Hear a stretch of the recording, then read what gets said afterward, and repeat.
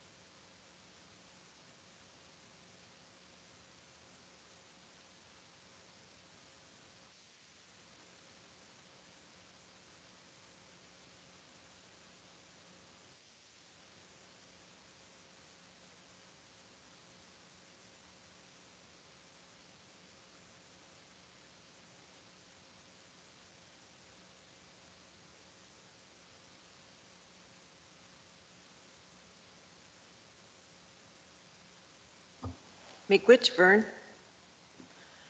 Okay. Now we'll go with roll call, please. Kathy Travers. Here. Tara Giesick. Here. Shane Drift. Here. Robert Moyer. Here. Travis Morrison. Here. Okay, next we have approval of the agenda. I just, from the text I sent you guys last night, I don't know if you want to put it into official action or if we need to, but, you know, when band members bring up their voting cards for the marijuana businesses, to have a booth or something set aside officially so that they know where to bring it. Yeah, we're in the process of setting up for the State of the Band, and I think the State of the Band is actually the final day to get your cards in. So we'll make sure that maybe at the registration table or somewhere that there's a place for them to bring their cards if they haven't mailed them. So yep, we can do that. Thank you, Shane. If no additions or changes to the agenda, I'll call for a motion to approve.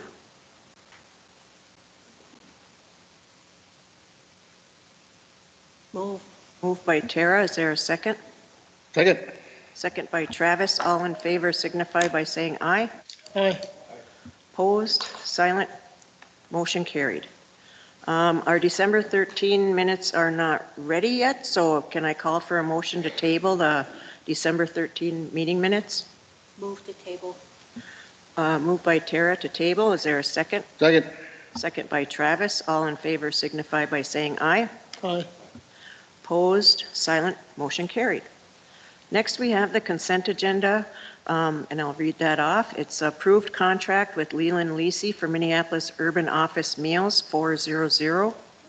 Approved resolution number 39-2024, appointing justices to the Bois Forte Court of Appeals 400.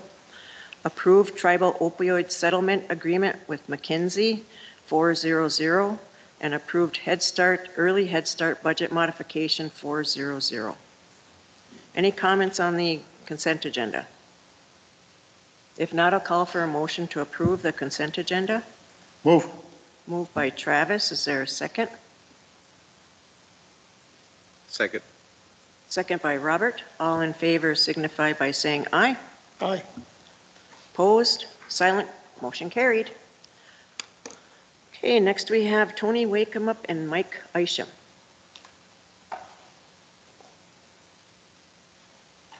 Is Tony on?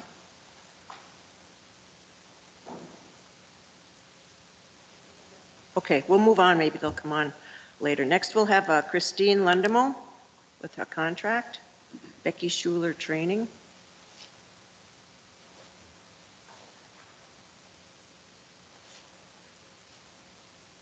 Christina? Okay.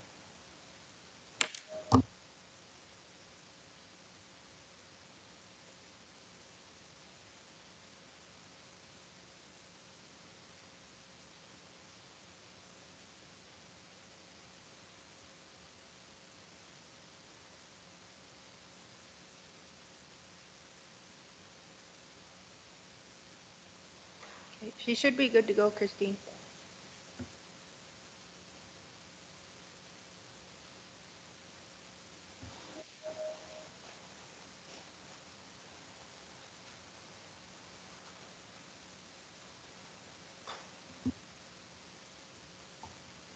Christine Lundemo, are you there?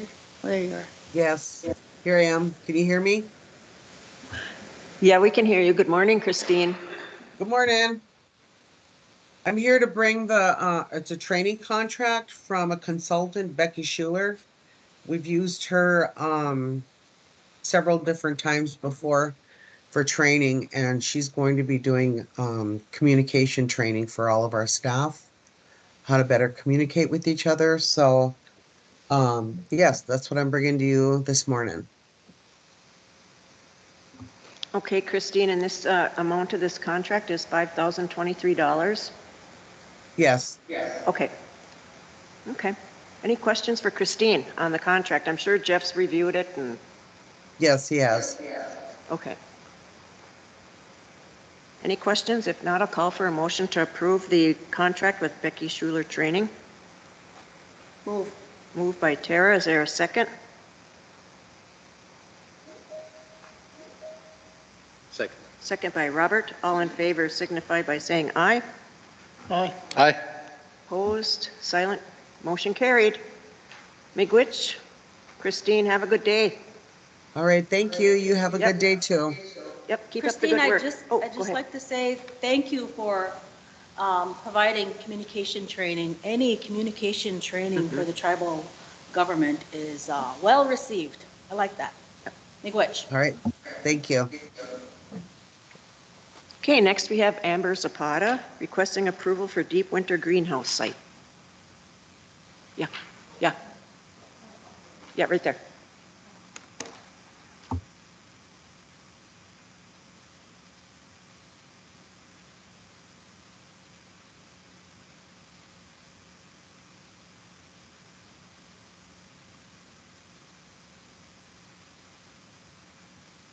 Gijeb.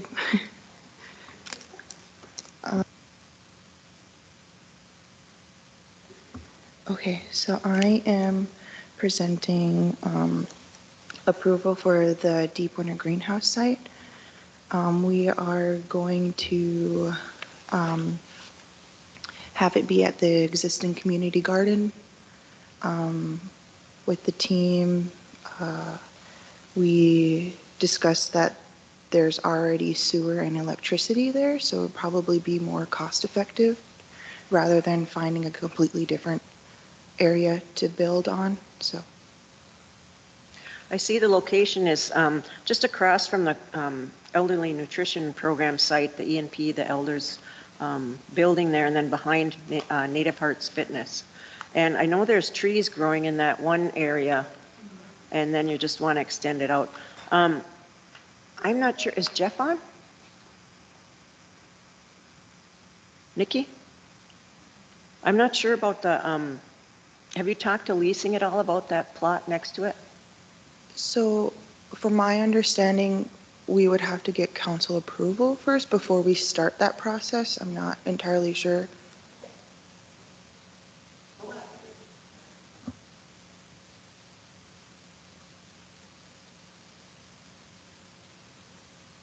Yeah, I see that there's nothing really there. It's just, there's no homes or anything, but yeah, if you guys are okay with her extending that out, because I know they already have that community plot there, and then pursuing with leasing and whoever to get the So- project going. Yeah, so we were actually going to tear down the high tunnel and the fencing to make room for the new building to come up. What are you gonna do with the trees? Unfortunately, they're dying. Oh, So okay. we can definitely plant new ones Okay. once the building comes up, but yeah, we only have one apple plant or apple tree. There's also a bigger apple tree next to the EMP building that produces a lot of apples. Oh, So okay. Great. Any questions for Amber? Yes, I'd just like to point out that this is not a, this is not marijuana, right? So I just want to point that out. Thank you. Good point. Okay, if there's no questions for Amber, can we get a motion to approve the site and her contacting leasing and I suppose TIPO just to be on the safe side, but to move forward with her project? Move. Looks like a great project. I liked all the drawings on it. Second. Motion to approve by Travis and there's a second by Shane. All in favor signify by saying aye. Aye. Opposed, silent, motion carried. Good job, Amber. Miigwech. Miigwech, have a good day. Okay, next we have Sarah Kinnunen and Christine Snyder. Youth Prize, a pilot program presentation regarding direct cash transfers for youth experiencing homelessness and housing instability. Good morning, ladies. There's more than two, there's four. Oh, three. Do you want to grab another?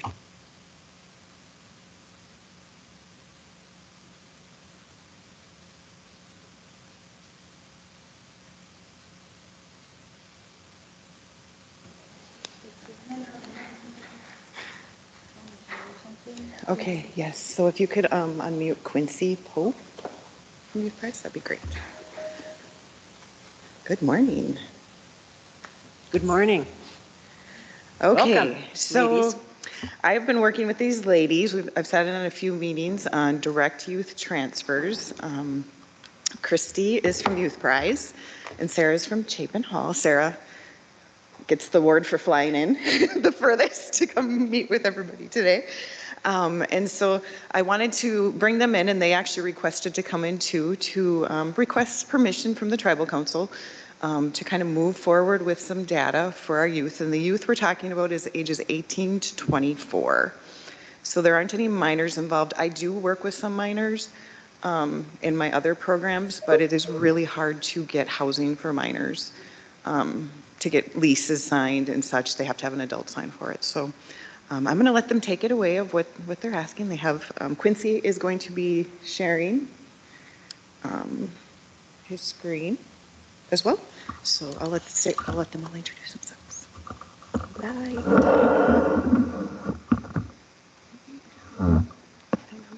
We do have slides too. Hi, I'm Christy Snyder. I work at Youth Prize, which is a statewide intermediary here in Minnesota. And our focus is on young people ages 15 to 24, sometimes 26. And our focus is increasing equity for young people and their opportunities in the state, with a focus on Indigenous, Black, and people of color. And so I am the policy and systems transformation officer in that role. Oh, good. There it is. And I'm going to let everyone introduce themselves before we move forward. Quincy, are you able to unmute and introduce yourself? Quincy is the co-lead with me. Yes. Can you hear me? Yes, we can. Okay. Hello, everyone. Good morning. Thank you for having me here, us here today. My name is Quincy Poe. I'm the co-lead for the OYN with Youth Prize. And just adding on to what Christy said about this work, it's really trying to ensure that all youth are self-determined and economically stable. And so really excited about this work that we're doing and being able to partner with youth in other communities on moving this forward. Good morning, Sarah Berger Gonzalez. I'm a policy fellow at Chapin Hall. Chapin Hall is physically located in Chicago. We are a independent nonprofit research and policy organization, and our mission really is around improving the outcomes and well-being for individuals, families, and communities that experienced adversity. So I'm excited to be here today. So Youth Prize, one of our main goals is ending youth homelessness. That was determined by the young people themselves that we work with. And so we do, Youth Prize is really focused on having youth being the center of the work. They drive the work. Our board is made up of half of young people and half old people. I call old elders. And then advancing equity. We want to make sure that there is an anti-oppressive view to our work and that we're changing systems to make sure that we're building through the white oppressive systems and reimagining. It is also about expanding resources. Oftentimes we go to the legislature for funds so that smaller organizations are able to better get funds from state money. And then we also focus on increasing impact, and we're looking for population level resources and goals. And so that is our focus at Youth Prize. And so we have been primarily metro, but we're expanding throughout the state and excited to do this work. And just, oh, sorry about that. No, go ahead, Quincy. I was just going to add on to something that Christy was saying, is that a part of this work, we've really had to be intentional about having conversations about what has happened, what has worked, what hasn't worked. And what we found is like there's a lot of healing that needs to be done, a lot of relationships that need to be mended. And so we've done a lot of that intentional work so that we can continue to successfully and effectively get this program to be a part of our community and for you to experience these services. Awesome. Thanks, Quincy. And Quincy, do you want to move to the next slide? So just a quick bit about Chapin Hall. So we also have 3 focus areas. One is around eliminating the need for long-term foster care. So really around the child welfare system, really looking at it more from an equity lens and really trying to break down some of the systems that have created some of the inequities and are really wanting to keep families together. Our second area is around ending youth homelessness, and our third is around strengthening families and communities. I sit in the youth homelessness impact area, again, focusing around on policy, but we also, Chapin Hall led the first and only Voices of Youth count. It was the first ever count of the number of young people experiencing homelessness in this nation, and then we focused on 22 communities. In fact, Minnesota and Hennepin County in particular was one of the 22 communities that we focused on. And what it revealed was that 1 in 10 young people experience some form of homelessness. 1 in 10 young people, 18 to 24, experience some form of homelessness over the course of the year, every single year. That count is due to be redone again because what we are seeing is that COVID has had a profound impact on young people experiencing homelessness. Youth homelessness in and of itself is very hidden.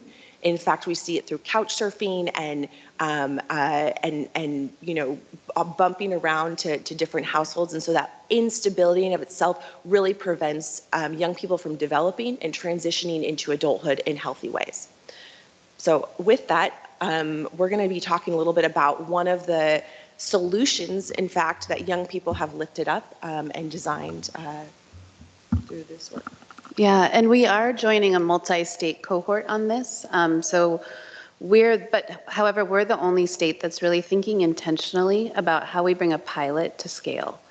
And so we went to the legislature with young people in St. Louis County to ensure that we had 3 communities, a rural, a small city, and an urban community that we could test out in 3 different locations so that we could eventually bring this to scale.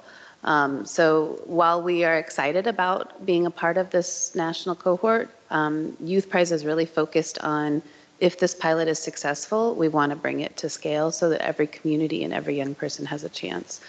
Because homeless systems, although why do we have a homeless system, but pause for a second, are designed generally for adults, older people. And so young people are often, young people say it's like a horror film. that they're caught in these systems and not able to move forward. So what we have done, and I'll turn it over to Quincy for the next slide, is are thinking about this cash plus model. And just to add on to this, Minnesota is there's over 140 direct cash transfer pilots happening around the country right now. And Minnesota is the only state that is thinking about a rural, small city, and an urban. And so really thinking about how do we impact the whole state? How do we bring our whole state in? If this is successful, how do we continue to build up on it?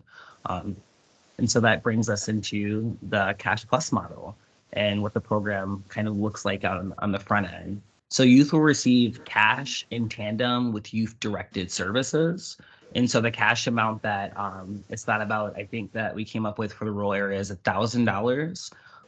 And so youth-directed services, what that looks like is us partnering with young people by way of adaptation workshops. And thinking about what services and talking about what services and resources currently exist and how can we add to those services and continue to build on what may be missing that they know is needed. And so we've talked about a deeper dive into all health services, whether physical, mental, or substance. We've talked about housing navigation and not just navigating to different properties that are available, but looking at the quality of housing. Is there mold? Is all the appliances usable? Is it habitable to be in that those places? And so really digging deep into what services do we have and how can we add value and build onto those so that we can continue to move youth into a position of thriving. And then I just want to highlight that like these services are, because they're youth directed, being very intentional about guiding you through the conversation, but empowering them to be the decision makers and really thinking about their community, what services and resources that they have there, and what do they want to build up on, what makes sense to build up on, and what pathways can we take to add on to what currently exists. And just to add on, so that would be $1,000 a month in the northern St. Louis County area for 2 years, plus a one-time payment of $5,000. And then in the Duluth area, the southern St. Louis County area, it is $1,000 a month, but young people prioritized the population of young parents and young people that have aged out of foster care. And so young parents in the southern St. Louis County would get $1,200 a month. And their one-time payment would be lower, would be just $3,000. The difference is that young people, when we met with them in the northern St. Louis County area, talked about the need of a car initially. And so they wanted a larger payment to come so that they could potentially get a car.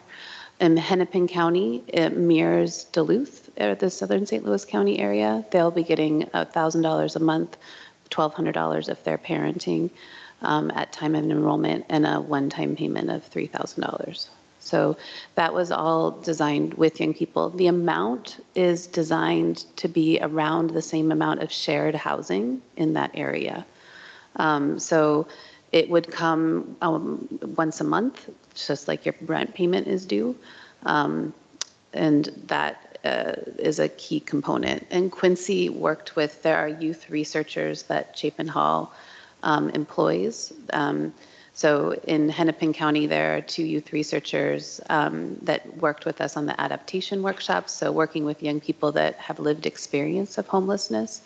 And then there's 2 youth researchers, although one is just have given birth, and so she's taking maternity leave. And so Jasmine Clark is the one that Quincy has been working with most closely to do the adaptation workshops.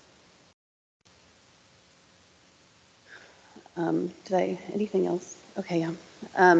So we did get $5.4 million from the state to do this pilot. And that is all for the direct cash and the services. So here in St. Louis County, Representative Kozlowski and Senator McEwen were the ones that really championed that.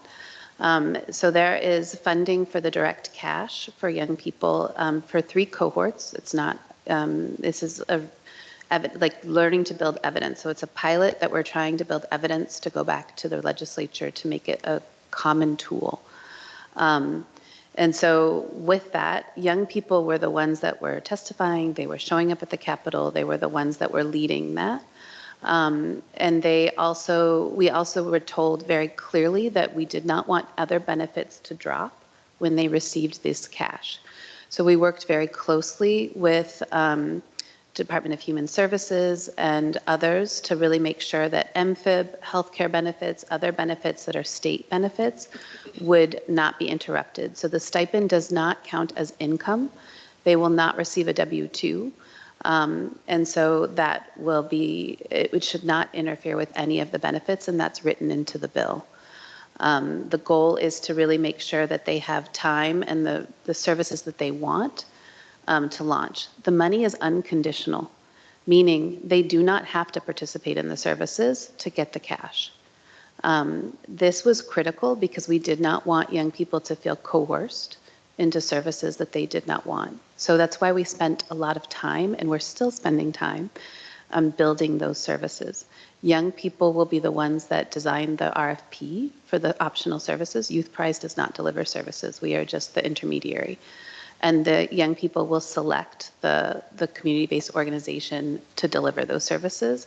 And that team of young people will also serve as, and they will all be paid for this work, so don't worry about that part, but they will also serve to make sure that the community-based organization is doing what the young people want. The goal of these 3 cohort sites is to get a successful research base and to intentionally finish this at a time when we go to a budget session to go back to the Capitol and demand that this be something that is brought to scale. Every program, every site, every community site could be different. It has to be built by the young people and their elders and the people that partner with them in an intergenerational way. So it is not a cookie cutter. And so it takes time to build the adaptation workshops. It takes time. All of that is how we want the design to flow in the future. So while I'm really excited because I think this research will help HUD nationally to change policy, I am razor focused on Minnesota. And I want, as we increase our services for the Homeless Youth Act, we need to make sure it's leading to housing stability and not just like a Band-Aid. We really want young people to thrive. So in that same line, so this evaluation Chapin Hall is leading, as was mentioned early on, Minnesota is part of a larger national effort. These sites are being, this intervention is being done in other sites throughout the country. Chapin Hall is leading the evaluation there, and the idea is to really be able to do a similar type of evaluation across all these sites so that the data can be pooled, and we can sort of say nationally, this is what we're seeing around the impact of this intervention. But what is unique about Minnesota is that the number of young people that will be participating in the evaluation is about 275 to 300 young people, which is the most of any other sites throughout the country. Half of them will be invited to participate in the stipend pilot, while the other half will continue to receive services as usual.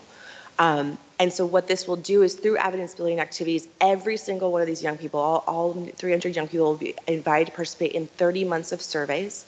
So it's primary data collection. And then some of them, a subgroup of them will participate in qualitative interviews and focus groups. The interviews and focus groups will be led by Rainbow Research. That was selected locally in Minnesota. Chapin Hall does not believe in helicoptering in and then helicoptering out with evaluations.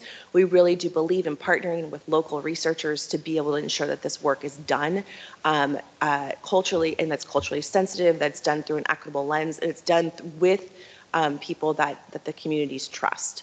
The idea, all young people will be paid for their participation over time. This is the first ever look at young people's pathways through and out of homelessness. We have a lot of data about how young people enter into homelessness. We do not understand their pathways through and out of homelessness. And so this will be the first ever study that will look at this, both in Minnesota and nationally, and will be a huge, rich resource for Minnesota as a whole. The design of this evaluation itself really is to go around 30 to 36 months. We really want to look at what is the impact beyond the cessation of the cash. Are young people staying housed? HUD, believe it or not, they have all these programs, and we do not know if beyond the end of those programs, if people stay housed and if they're thriving. So this is something we're trying to look at with this in particular. And our hope is to also link it with administrative data so that we can look long-term at outcomes around food security and well-being. Some of those outcomes of interest, again, we're really focused on housing, the type and duration, and that stability after the program ends, health and well-being, food security. We want to look at savings and debt, both during and after the program, and their self-perception of their financial well-being. Are they doing better as they move through the program?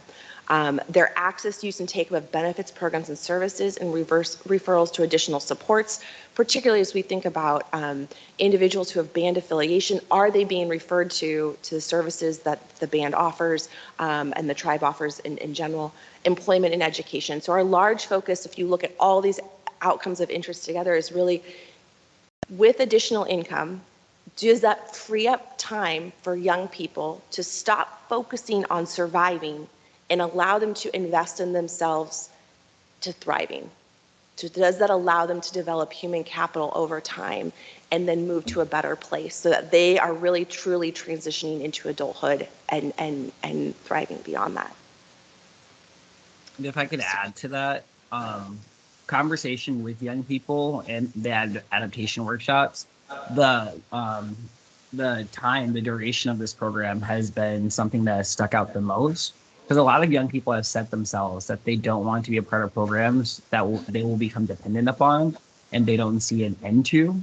And so a lot of young people, by way of the adaptation workshops, have mentioned that they worry about young people becoming dependent upon services and programs and not seeing a way out for themselves. But this allows them to see a way out for themselves, know that it's going to end, but take advantage of what's in the program, what's happening within those 2 years, so that they're in a better spot at the end of the 2 years. And so a lot of that conversation has happened, as some young people have said that they've rejected getting on Section 8 or rejected certain services because they see their friends be drawn into this kind of hole of continuing to stay a part of those programs for upwards of 5+ years. And I'll just add too that working with young people, we're identifying the factors that keep young people trapped in homelessness.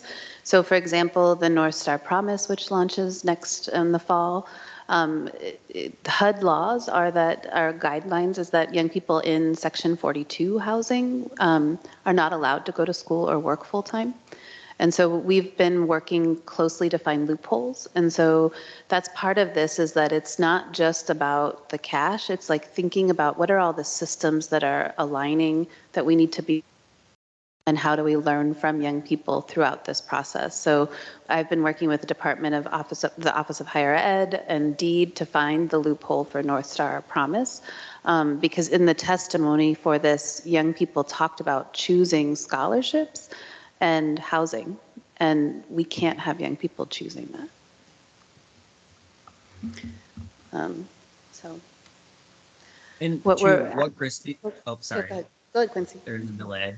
Oh, just like highlighting what you said, because I think that is really important. A young person got a full ride to Augsburg University and college, and had to choose in staying in her housing because she could not accept the scholarship because of her housing.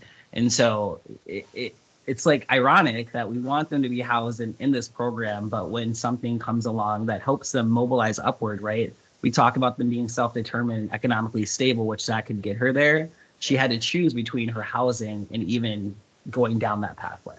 And that's what we don't want. So we, at Youth Prize, we're committed not just for this, but we're committed to learning with young people to figure out what other barriers we need to be tackling. So today what we're asking is to inform you about this and ask for administrative approval if you would, and see what questions you have. We're of course willing to bring back we will be having quarterly data retreats or whatever. We're willing to come back at any point. We would like to be good partners with you all, especially knowing your reach of band members are throughout the state. So appreciate that. This is a great program, and the part I like about it most is you talk to the people, the kids that are involved in the homelessness situation. And for the legislature to fund 5.4 million, that's even a bigger plus. Because we always talk about homelessness, but you never hear about youth homelessness. And, you know, the kids that are out there, the 18 to 24 or 26 or 15 or whatever.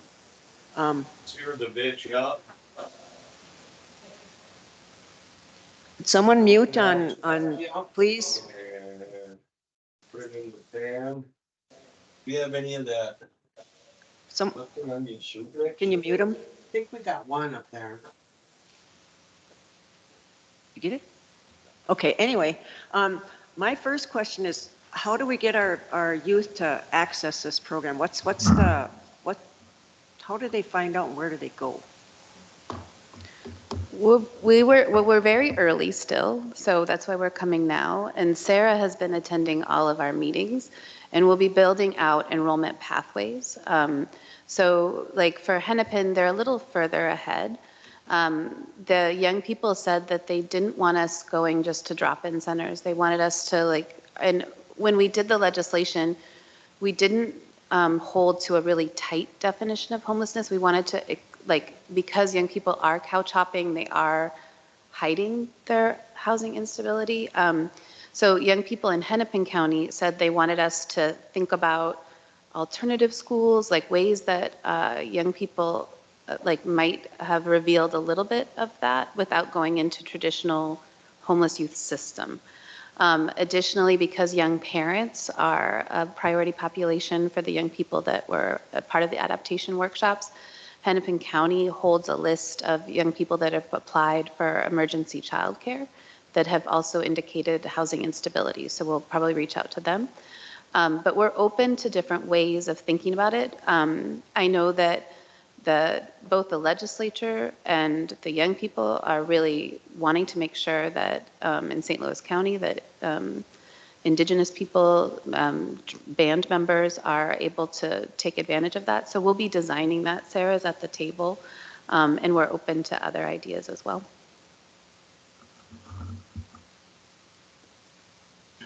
I got various questions here. First of all, I'd like to say thank you for what you're doing. Commend you, all you ladies on it, and gentlemen too.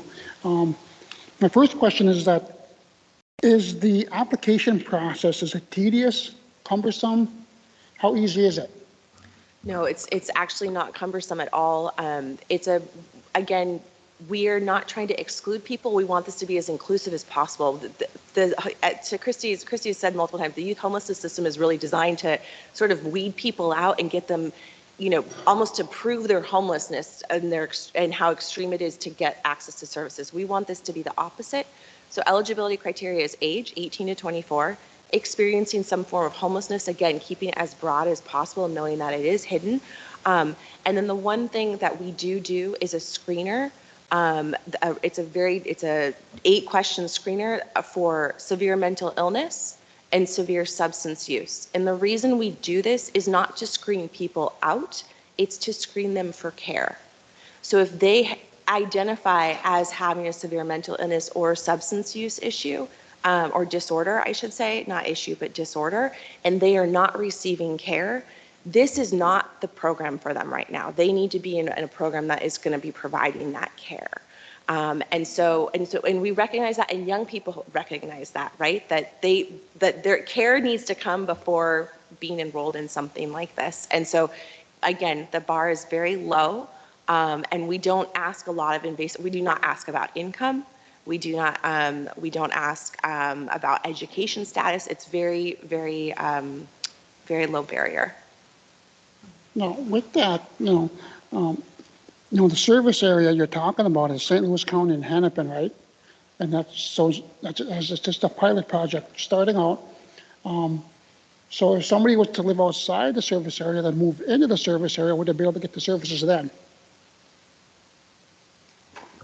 We've talked a lot about that. I mean, because when you're homeless, your life is transitory. So I think that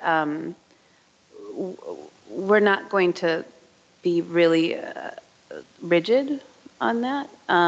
So even Like in Hennepin and Ramsey County, young people move across the river all the time. Like it would be difficult to say like, oh, you're only a Ramsey County resident. Here in northern St. Louis County, there was some conversation of making sure there was some alignment with like schools. So like, where did you go to school? Like, were you in school in a district in this area? So that has been some of the conversation in northern St. Louis County. Okay. Now, you talked about, getting them, and, getting them into housing and getting them the services that they need, and then eventually get a nice, a nice job. And let's say they do all that, and like halfway through this process here, is that they do get a nice job, they have a nice house, and do the services continue? Yeah. Yes. Yeah. Oh, Oh, go ahead, Quincy. I was just gonna say yes. The services and resources continue until the end of the program. So until that 2-year mark, we want them to move to a position of thriving. So I think like we would get really excited if they do get that halfway through the program, and we'd want them to have that be sustained in that area for longer than just the program. So I think in those moments we'll think about how do we continue to help them stay in this space to where they're doing really well, and how do we continue to build on to what they've just accomplished before the ending of the program. And I'll just like to add on too that oftentimes young people, when they've had so much instability, when they get their first good job, sometimes I don't want to say self-sabotage, but like it gets uncomfortable, like, and they need extra support at that point too. And so youth are in control of how often they always set goals with their this elected service provider. They get to control how frequently they are meeting, and we want to make sure that we get them to where they want to be and then stable enough to be thriving.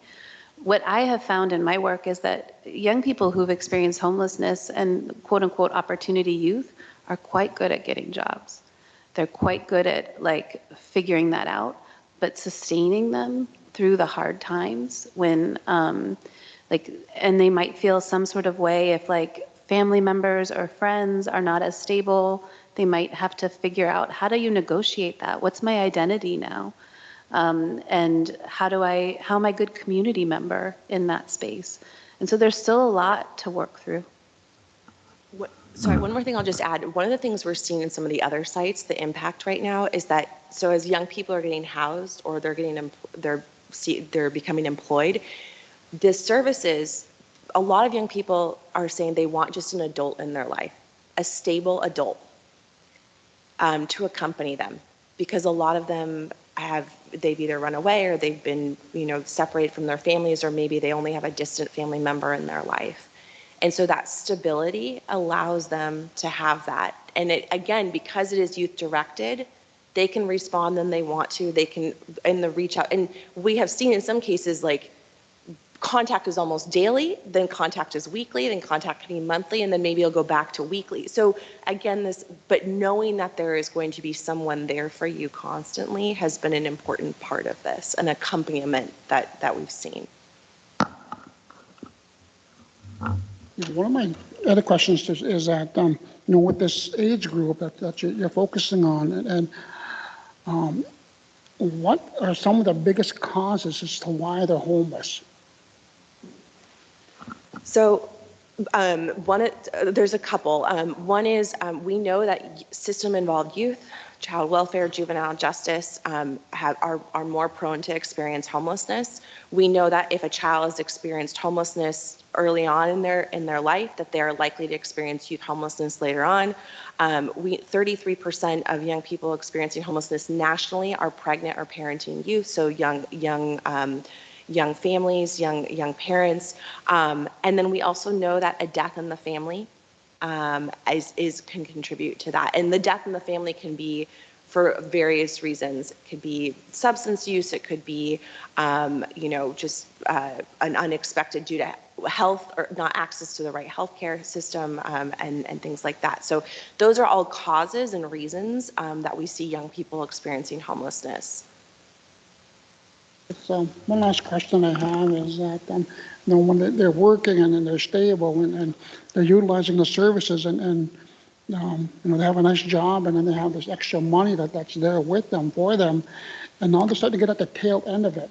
Now that money's going to stop. What's the plan after that? I mean, we're designing those services with the end in mind. So like we're doing a lot with financial empowerment. We're thinking through like, what does that look like to hold and save money? But we'll be designing the goals with the young people, knowing that the program will end. And so I think that's a different kind of design of a program than others that just maybe end. But it is something that we've talked a lot about with young people, knowing that there is an end. And so like that's why it'll be important to stabilize and then start to take that time to dream and get connected either to a college program or a workforce program, or figure out what your next step is so that you can really be stable. Could I add to that piece? Something that's come up with young people in conversations as part of the adaptation workshops is kind of the end piece. And something that young people have mentioned is the programs that they've been a part of, and how those programs have ended and the lack of aftercare or follow-up. And so I think that we see a lot of young people experiencing homelessness after they've gone through certain programs and services, because those programs and services don't follow them to ensure that they're stable and sustained in a better situation. So I do think this is different in the way of we're thinking about what does it look like after this program ends. And something we talked about doing in the adaptation workshops is having an individualized plan for each of the young people. We're not there yet. We're still in conversations about what that would look like. Because young people are asking and they're naming that they have unique situations, and many of them want to end up in different places. And so how do we get them there by way of participating in a partnership through this program?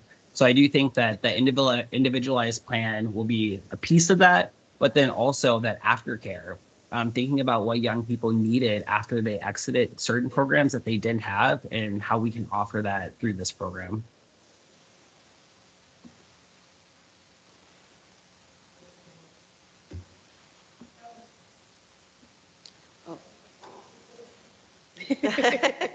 Try to get a word in. All right, I have some questions.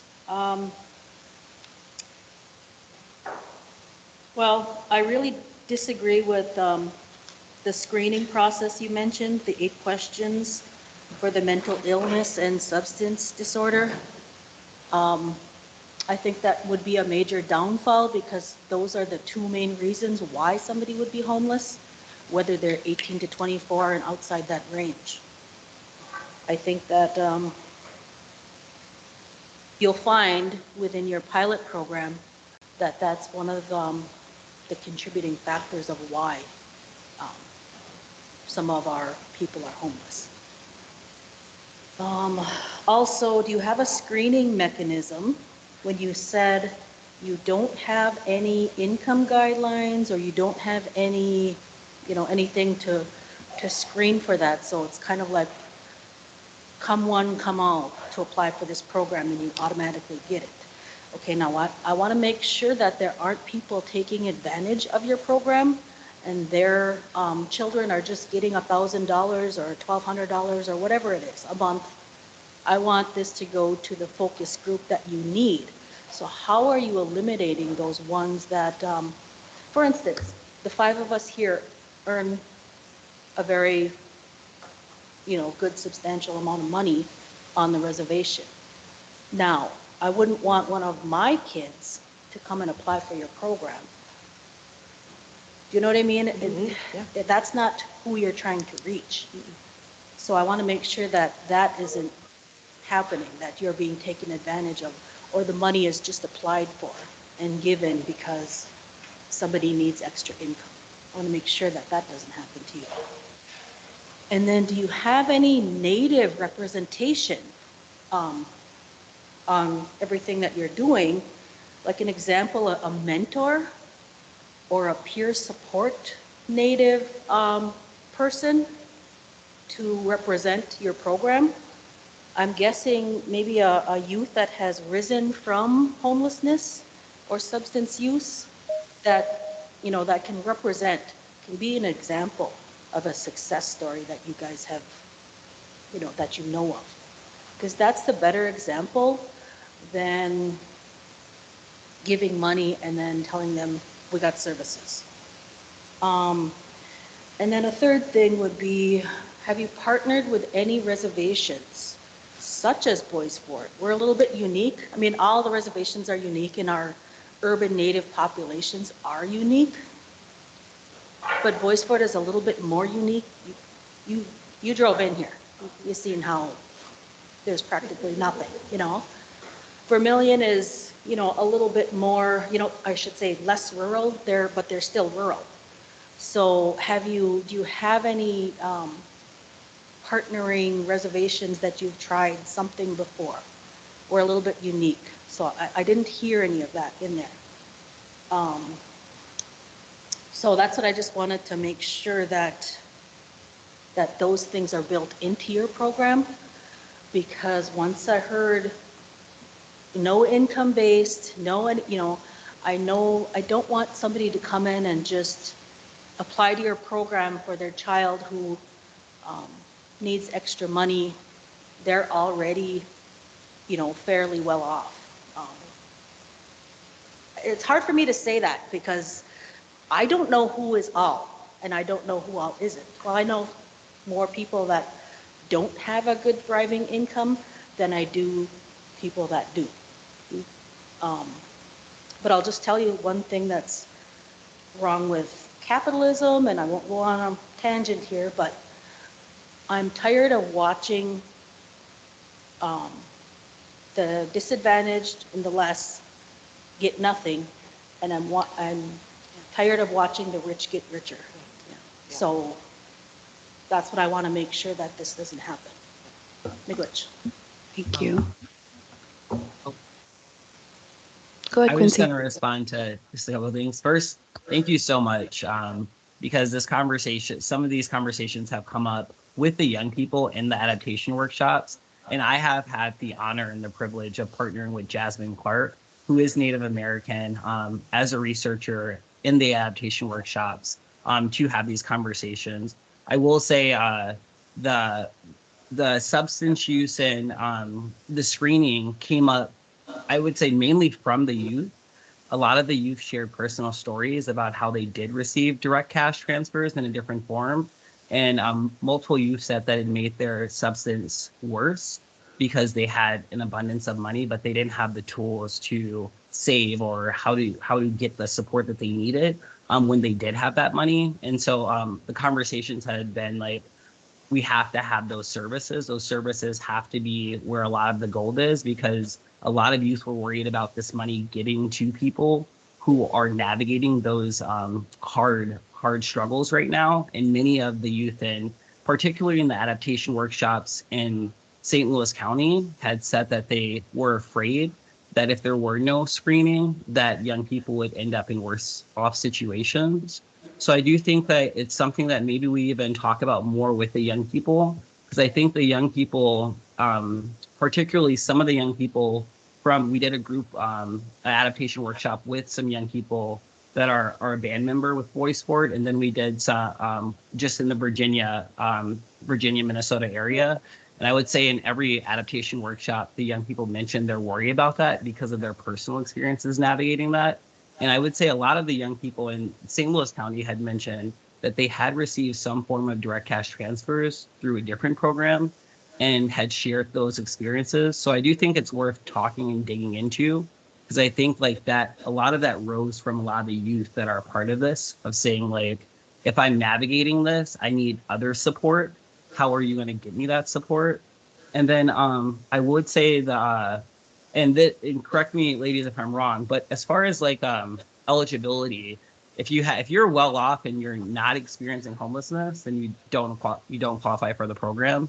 And because we're created, like for Hennepin County, for instance, the CBO, the community-based organization that's going to be chosen, young people, and correct me if I'm wrong, ladies, young people need to have some form, they have to come through those pathways. And so they will absolutely, it will be, so what I'm looking for, determined if they're experiencing homelessness in that moment, because if they're not experiencing homelessness and they are well off, then they would not qualify for the program.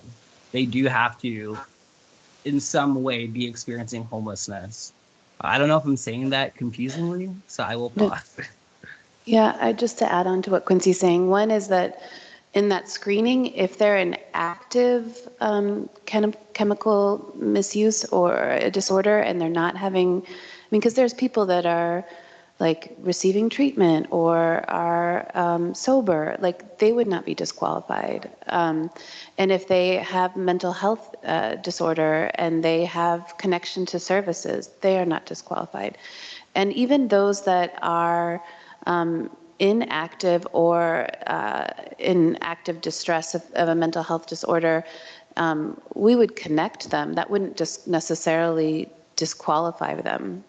So we just don't want people to be active in distress and then start receiving cash without any connection to other services, if that makes sense. And then one is that Youth Prize will not deliver the services. The young people, and I think that there's been conversation in northern St. Louis County of like having multiple community-based organizations apply to do the services. But yeah, I think that would be open, and the young people will be writing the RFP and selecting the organization that will do the services. Youth Prize is not the one that will do that.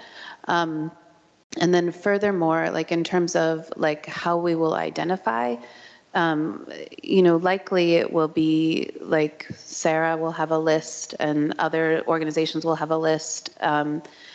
Maybe even working with the districts with their McKinney-Vento, like those that maybe have aged out or left school, or that we would identify that and then reach out to those. So it wouldn't be like, oh, come on down, it's time to sign up. It would be really intentional. So Sarah has been attending meetings every other week, designing with other organizations in St. Louis County to think about like, how do we partner? How do we work together? What does that look like? And then they're going to be working with the young people deciding like, what does it make sense to go? I mean, I think I'll just add two things. One, on the screening question. So we've done this in other sites, and we've had 2 people out of 200 young people who have been excluded. So the threshold is so high for them to be excluded that's not the case, because again, they're either currently actively receiving care because they're already part of the system, or we've referred them to care. And so we want to make sure we have the right partners at the table so that when that referral happens, it actually does occur, that care is received.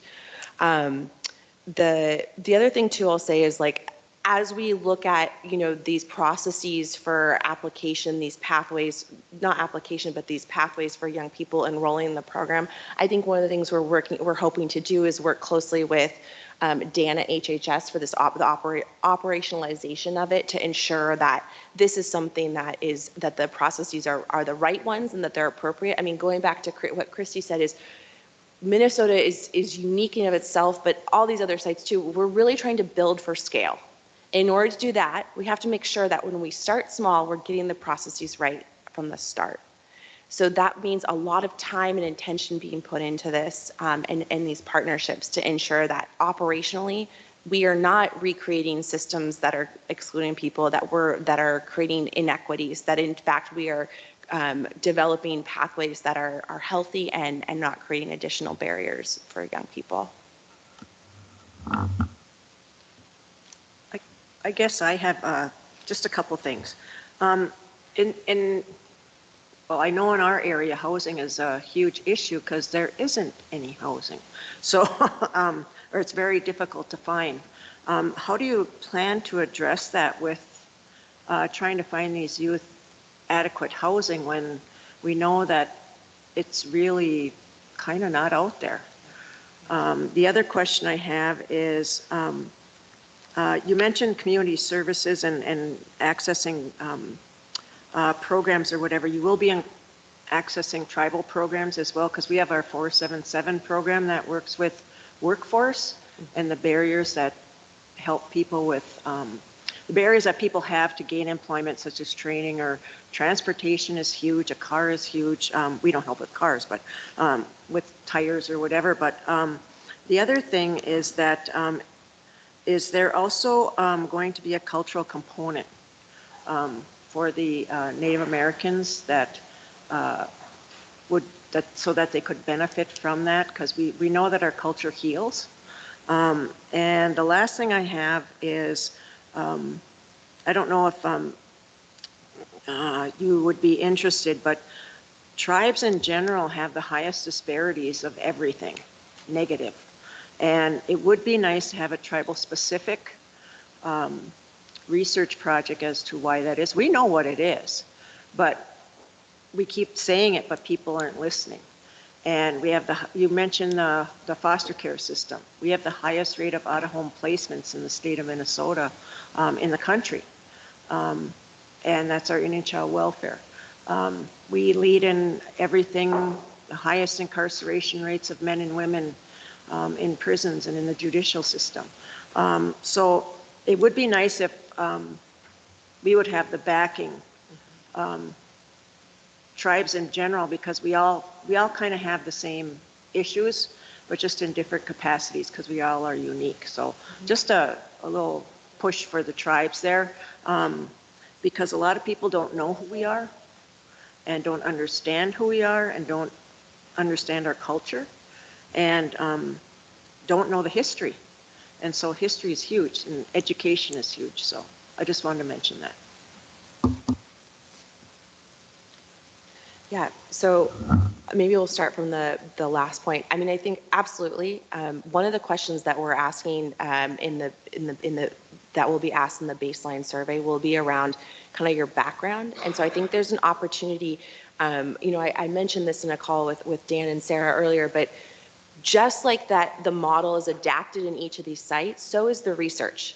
We don't want just the same research questions asked. Context really matters. History matters. Culture matters. And so we want to make sure that the words that we're using in the surveys and in the interviews and focus groups, that they are the right words, that it's culturally sensitive, and that we're not saying things that are going to trigger further trauma or that are and that are going to cause further harm. And so if there are research questions, if there are specific questions that you all want to have be included, this is an adaptation we are willing and happy to be in conversation with you all in partnership on. Because again, research does not serve anyone any good if it's sitting in a piece of paper on a shelf. We really believe in translational research, and that means that is research that is being used over and over and over again by the communities themselves to better inform their policies and programs and services to better serve their people. So yes, absolutely, and we would really welcome that partnership. On the connections with the 477 tribal systems and programs, absolutely. I mean, Christy and I have talked in a lot about this, but these referrals, we don't want them to be, here's a piece of paper and see you later, we never see you again, but really warm handoffs, and that requires partnerships. And so our hope is that when the RFP is written and put out by young people in northern St. Louis County, that there is this component and that it does build partnerships to be able to provide that engagement and to ensure that young people do have access, not just here, but if they're in Hennepin County and they're a band member as well, that they have access to those programs. I've got a couple of things there. Regarding Dan, the Health and Human Services CEO or director, is that we're going to be opening up our Plesha building, which is down in Virginia. And I think that we are looking at getting mental health in there, Dan. And that'll be a huge asset there to the band and to the outside services off the reservation as well. 2 questions. When you start getting the data on the success of the program, can you share that with Boys for It? Absolutely. And then secondly, when is this program going to start? So first, we of course would be willing to come, we will have quarterly wrap-ups, and so I could come up here, we could do a Teams, whatever you would like. I'm totally willing and open. to whatever frequency makes sense for you all. I imagine Dan and Sarah will be much more integrated into the work, but we're willing for whatever the council would like. The second piece is like, we're still early, so we wanted to make sure that we did an adaptation workshop just for Boys Fort, which we did, and then there's another one that we want to do with VEMA, which is in Chisholm. So the Northern St. Louis County RFP is a little bit delayed because of that. Not delayed, there's not a particular timeline, but we still have to go through the IRB process and that sort of thing. We're hoping to start recruiting March, April. Young people, the RFP for the Southern St. Louis County and Hennepin County will come out probably in the next week or two. And then there'll be ample time for people to apply, organizations to apply. And then the Northern St. Louis County, just because we wanted to make sure our first adaptation workshop, we didn't have the right, we didn't have as a diverse number of people. So that's why we did one just for Boys Fort, and we're doing one with VEMA. And then, so we'll have those voices, we'll integrate it, and then we'll have some opportunities for those young people to think about all of that before we move forward. So we slowed that one down a little bit because we didn't have enough people that we wanted. And can I just add too, because I don't want this to get lost on us. I don't know if we answered this yet, but Jasmine Clark, the person I've been partnering with on this work, is Native American and a young person who has experienced homelessness as well. Without sharing too much of her story, in all of the workshops, she shared her personal story with the young people. I think particularly the conversation with band members with Boys Fort, they talked a lot about how the healing programs or some of the services have to be culturally appropriate and how we can make those culturally appropriate. And I think I struggle with like saying she's a success story rather than she's really usurped some of the barriers and some of the things that have come into her way to that has put her in very trying situations. And I've honestly had the honor to hear her story and to be able to work with her and to continue to see how she's navigating different things. And I will say Jasmine, for one, has brought a lot of Indigenous young people to the adaptation workshops and to the conversation to bring their experiences. But I think something that has been interesting to me is that she has brought a lot of her family members, some that she's really connected with and some that she has mentioned that she's not really that connected with, because it is about how do we uplift the community, but also who are those, and this is something that she said, who are those that she knows, especially the ones in her immediate family and her biological family that needs the support and she hasn't been able to give them the support that they needed. And I kind of feel the same way as a young person who has experienced homelessness in Hennepin County. I have siblings now who are going through homelessness and trying to support and help them and knowing that this would be a game changer. So I say it to say is we're trying to be really intentional in understanding historically Minnesota has not been great to tribes. And so we know that we needed to partner with tribes and to be very intentional about the work that we do. And so I think that while we're doing this, we're still learning a lot and still open to hearing what we could be doing better. I know Jasmine mentioned to us to bring gifts when we're even just having a simple conversation. Bring a gift to show that you're valuing the conversation. And so we're still learning, and we're very excited to continue to dive in, to continue to learn.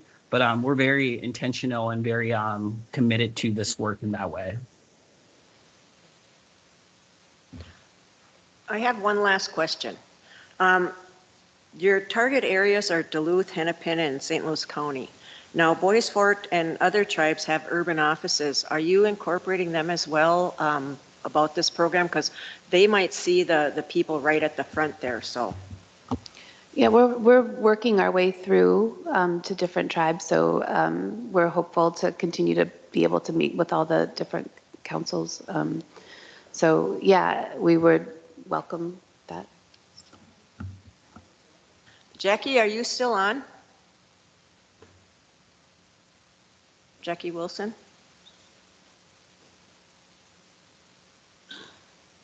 Is she on, Nikki?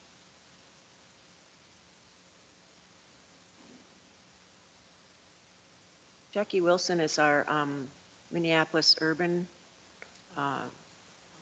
Director, and then Wendy Drift is our Duluth Urban Office.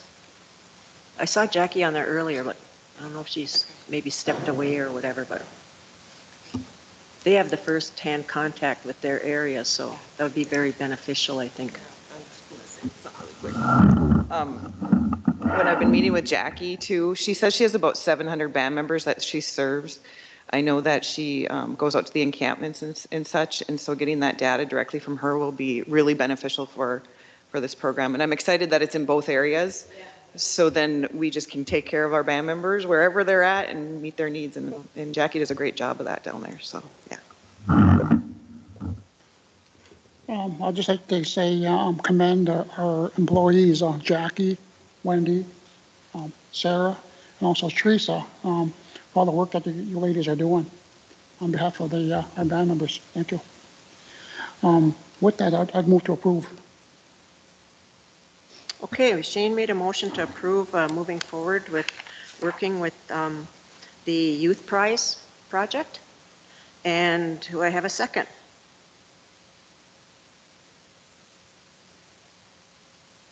Oh, Travis is gone. Second. Second by Robert. All in favor signify by saying aye. Aye. Oh. Opposed? Silent? Motion carried. Thank you so much for your presentation today. We look forward to working with you. I have one request. Can you please keep an eye on how much time that costs Sarah and then both of the urban offices to help you with your data?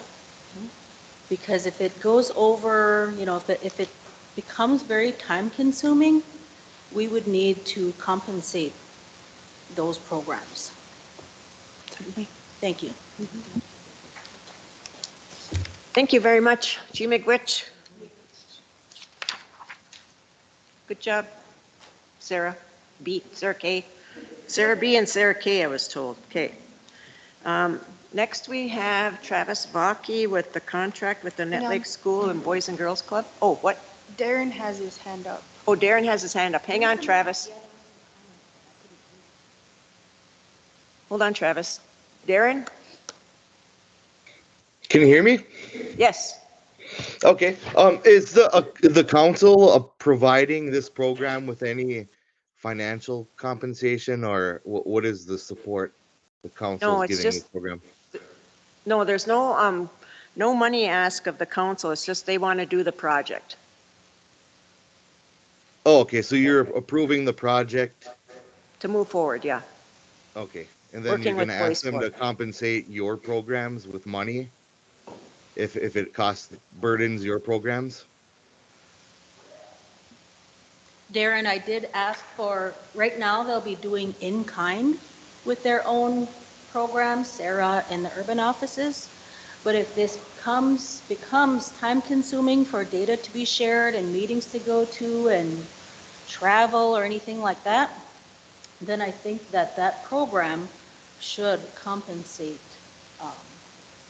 those programs, especially the urban office ones, because those are tribally funded. Thanks. That's all. Okay, thank you, Darren. Okay, next we have Travis Vaki with the contract with Net Lake School and Boys and Girls Club. Good morning, Travis. Good morning, everybody. Can you hear me okay? Yep, we can hear you. All right, great. Happy New Year to you all. Good to see you. In front of you is a updated lease with the Net Lake School for the area that we occupy in the building for the Boys and Girls Club. It's been about a 6-month work in progress with Jeff and Luke and I, but Jeff has finalized the agreement that's in front of you to make sure that we don't have any extra liabilities or anything of that nature. The contract is based on square footage. And so the annual contract right now is $43,511. Currently, we have paid $19,000 $56 to date, which the remaining amount that we would owe the Net Lake School at this point would be $24,454. The contract does read that if there is an increase after in 2024 and beyond, it will not exceed the consumer price index for inflation. And we do have the right to terminate the contract within written notice of intent. So we think it's a good deal. Obviously, that is where our home is. We don't have a space aside from that currently. So just seeking your support to get this new contract signed so that we can move forward and continue to serve the children that attend the Boys and Girls Club. Travis, does this have to be renewed annually, or is there a, So it is an annual, it will be an annual document moving forward, just in case there is a rent increase based on the consumer price index. So yeah, annually now you'll start seeing this in July going forward. okay, any questions? There's no questions. Do we have a motion to approve the contract with the Net Lake School and Boys and Girls Club? Move. Moved by Travis. Travis, is there a second? Second. Second by Robert. All in favor signify by saying aye. Opposed? Silent? Motion carried. Thanks, Travis. Have a good day. Thank you all. You too. Thank you. Okay, next we have Simona Benner. Hold on, Kathy. I need to excuse make me. a modification for the Tony Wake 'em Up. She's out sick right now, so I'll, David Morrison Jr. will be representing Okay, Squidge, so if he's on. David, are you on? Come on up, Simona.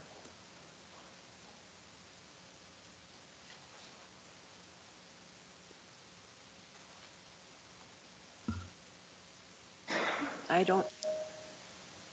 Oh, I am, he says.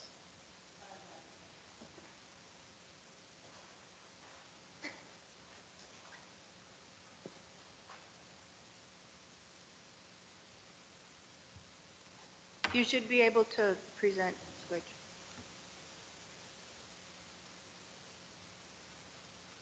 Okay, hey, so we're just gonna proceed to ask approval to move forward with fundraising and Powwow raffles for the Powwows for 2024. Okay, any questions for David? If not, I'll call for a motion to approve fundraising and Net Lake Powwow raffles. Move. Moved by Robert. Second by Tara. All in favor signify by saying aye. Aye. Opposed? Silent? Motion carried. Miigwech. Miigwech. Squidge. Miigwech. Have a good day. Good morning, too. Simona. Good morning. Okay, first off, Simona has Personnel Policy Revision, Section 3, Employment.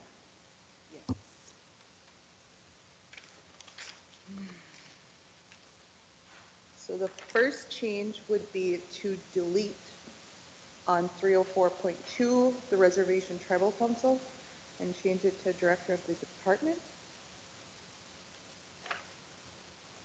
Okay, this is on the interdepartment transfer. What it is to remove the tribal council from the decision of hiring Yes, and transferring. yep. So this is for the transfer that must be ratified by the director of the department. Yep. Okay, that's one change. Is there any other? All kinds of Oh, goodness. Okay. The next one is on page 60 or 9 under D, It'll be the human resources personnel instead of background investigations unit. Okay. And that's for verifying the credential of applicants. Yep. Okay. And then initial review takes the place of investigation. Okay. And then, Interviews and selections. yep, deleted interviews for health professionals within the HHS department may be conducted by the director, supervisor, and another professional. And then they deleted appropriate senior management. And then deleted as set out in the Boys Board Code of Ethics. So what is in here is interviews shall be conducted by the immediate supervisor and 2 other department employees. Okay, go ahead. And then under D, they changed it for senior management positions or to the appropriate director for all other positions. So that would be for the tribal council to do senior management positions. So, yeah, so basically what what you're suggesting on these policy revisions is kind of changing some of the language. And this last one now is human resources director shall collect the interviewers' ratings, the process that we use, and compile the data and submit a ranking to the Reservation Tribal Council for senior management positions because the council does the hiring for the directors only. Yes. And then for all other positions, the appropriate director. Okay.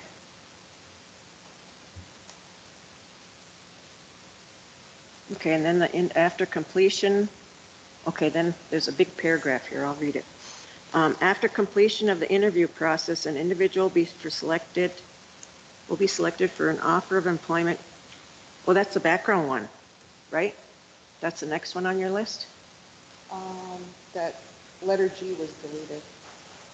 Oh, that one was deleted. Okay, so delete G. So right now the proposed new background process is next on the agenda, so that's 306.3.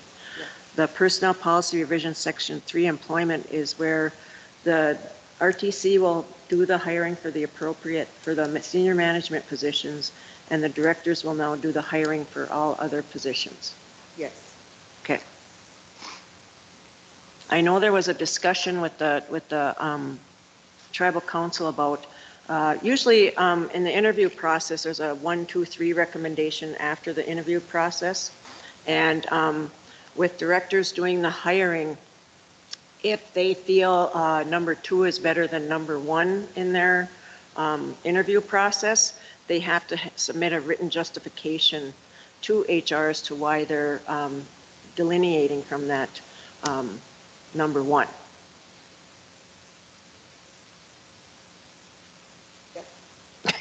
Yeah.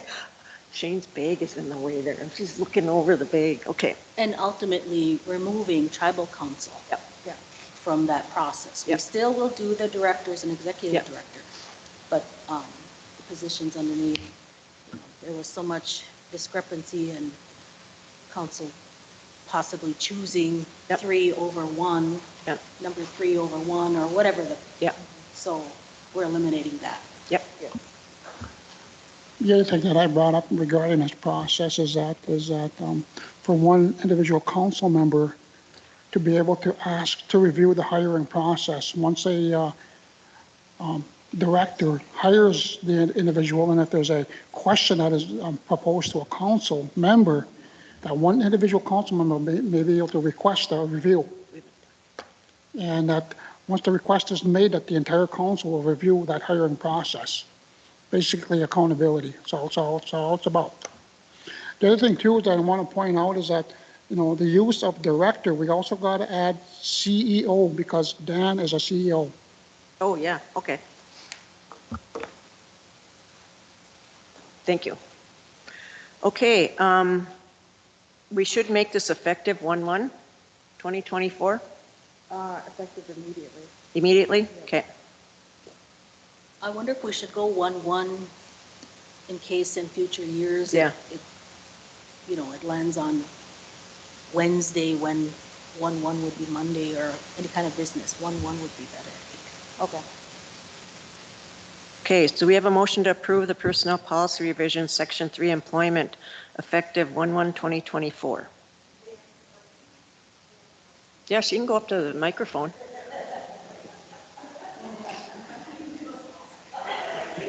We have a question. You guys are so quiet over there. Just if the director wants to hire like the second one and they have to submit the written justification, who approves that justification? Is it just the HR director? It goes to the HR director first, and then if there's any questioning on that, then it goes up to me for further review. Executive director. Yep. Thank you.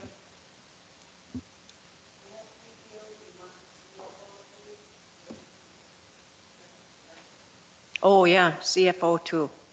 Amend that to include CEO and CFO.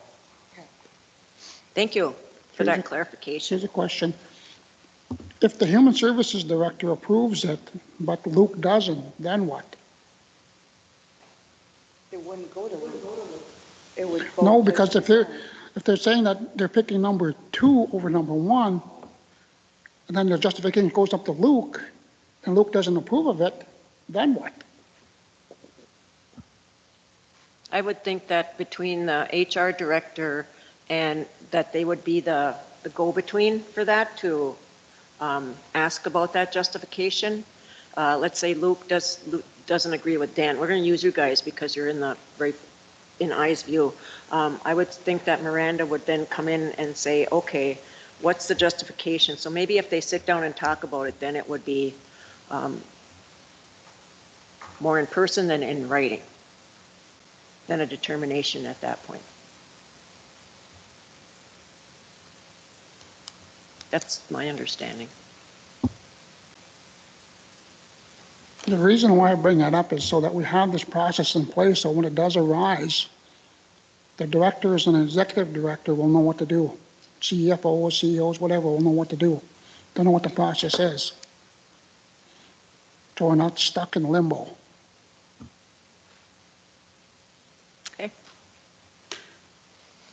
Okay, do we have a motion to approve the personnel policy revision? Yes. Another question? Darren? Excuse me.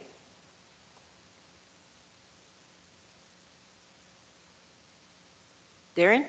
Oh. Yes, they just unmuted me. So, the council can still request to review the hiring decision by the directors, is that correct? Yes. Can they overturn it? No. Then why would you review it? Well, maybe because they want to look at it. I don't know.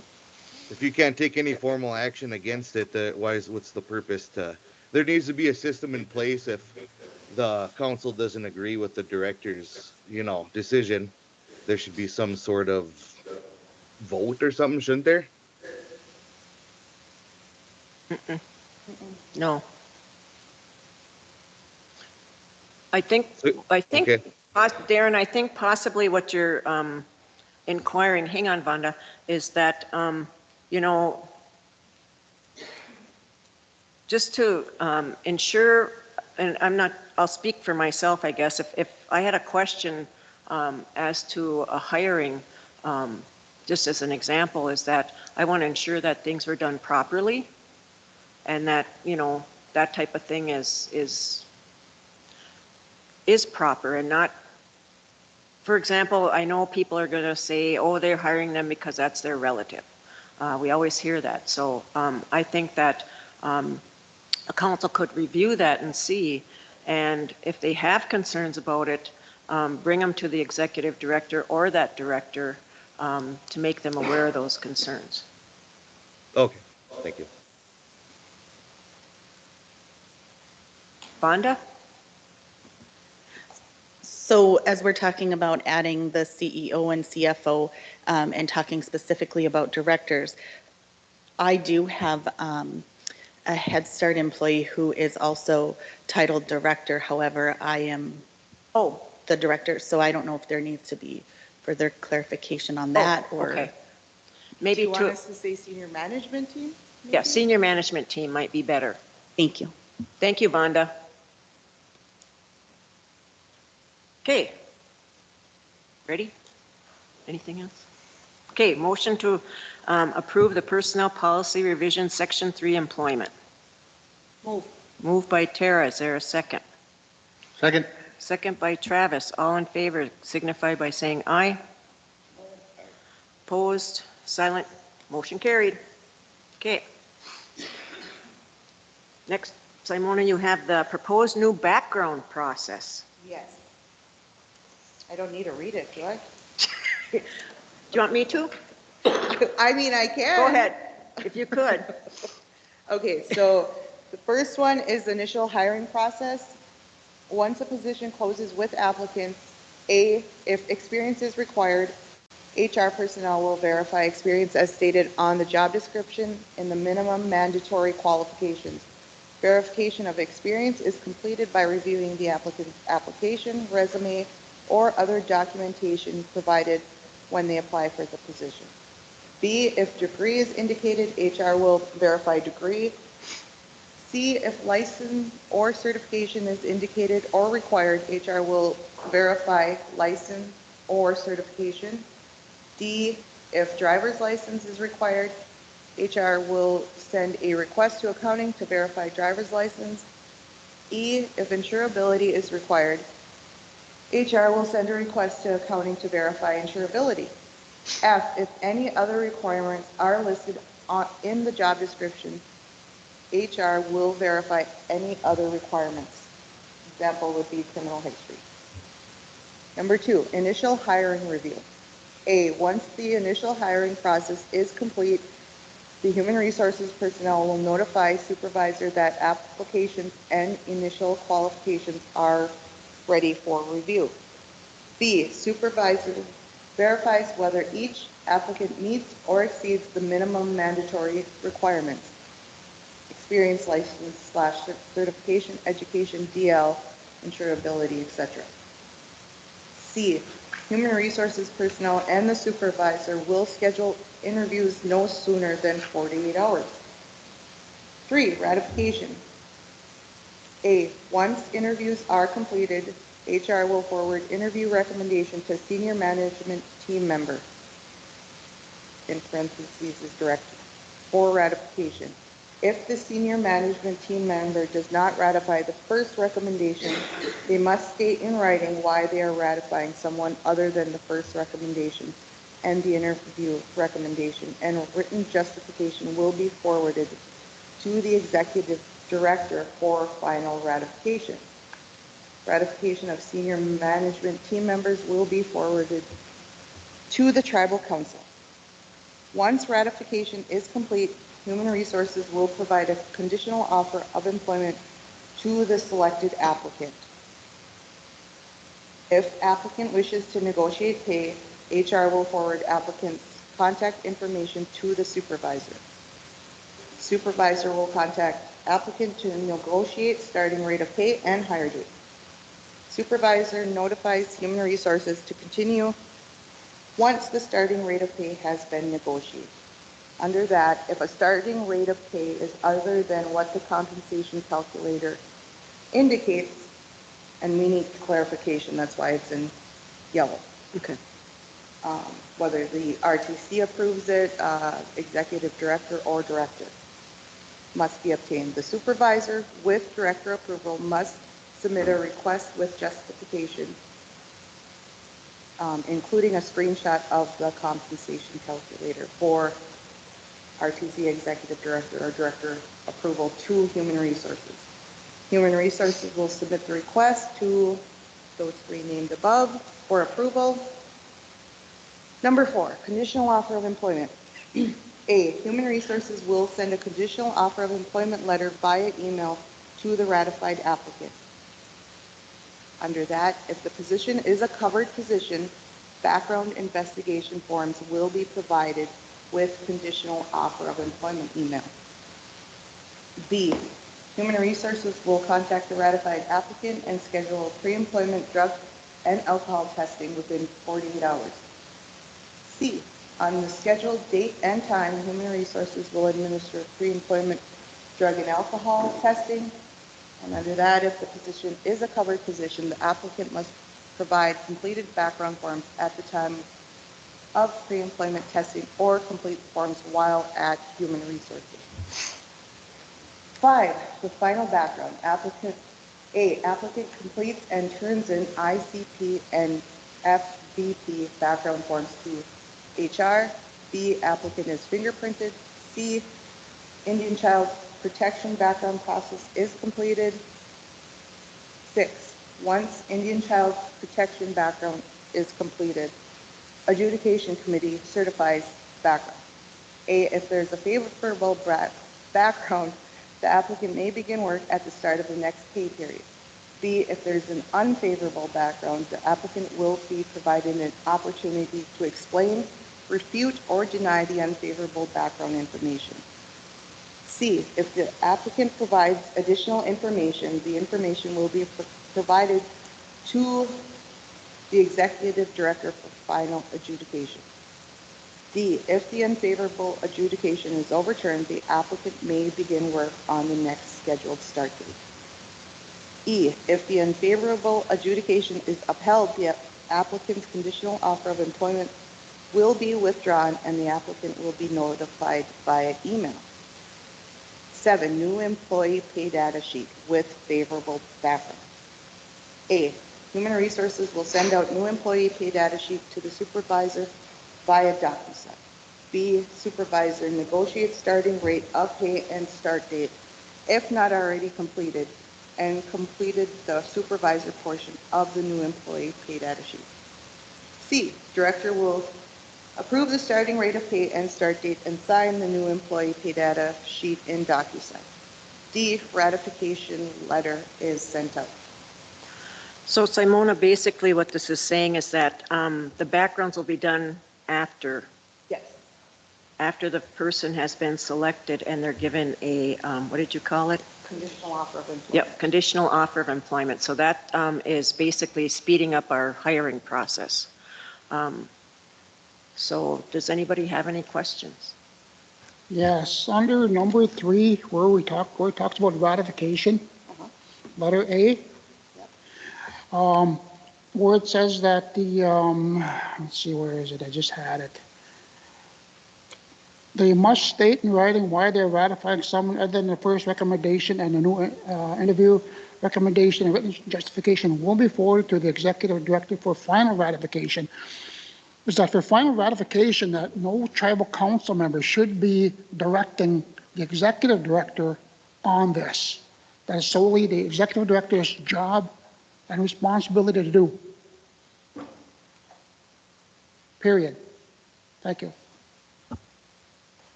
Okay. Any other questions? Sarah, did you have a question? Yeah, I think we might want to insert, or I don't know where we would put this, but if any council member, we can review what has been done just for our own, but if we're trying to get in this process and create influence over HR, the director, or the executive director, I think any influence or any question in the process before ratification needs to be in writing from any council member. You can't just run down to HR or go over to executive director and make a recommendation or make any inquiry, because that's what we're trying to stop. So I think that we need to do that. Have some sort of verification process in writing if council members want to supersede what we're trying to put in place here. Thank you. I think that if a council member does go to Luke or whoever and trying to influence in any way that the director or the executive director can notify the whole council as a whole and say, this is what I got. Then the council can deal with it, period. And I believe that's what the code of ethics would handle, because that's really unethical, and that should be reported immediately. It should be, but we all know that there's fear and intimidation within the hiring process. That's why it needs to change this way. So figure out a way so council doesn't get in there and muddy up the process. I think that the fear is at a level that staff would not try to do an ethics violation on a council member because the fear level is still high. So ethics violation, I don't think anybody would do that. They'd be too fearful. So I think a formal process, written, needs to happen. So maybe what we can do is we can approve this right now, because we want our backgrounds to be faster. Oh, Darren.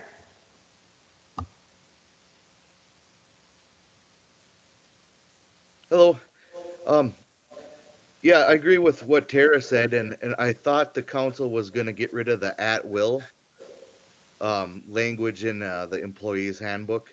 I think that would free up, the ability for people to do ethic code violations against the council without worrying about getting at-will removed from their position.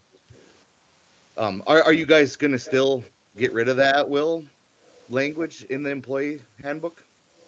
It is a recommendation in the revisions. We're going through the revisions right now. So is that something the council is in favor of? Yes. That the council talked about this before this council got on. The previous council had asked to get rid of the at-will. So is this current council that's here right now in favor of getting rid of the at-will?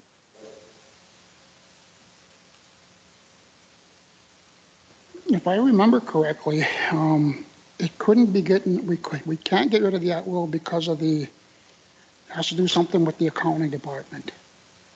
We talked about it before. I did make a request to get rid of the at-will at one time, and it was never acted on. But I think that we need to readdress that and maybe put a process in place so that if it is going to be used, it has to go through the necessary steps in order to use it.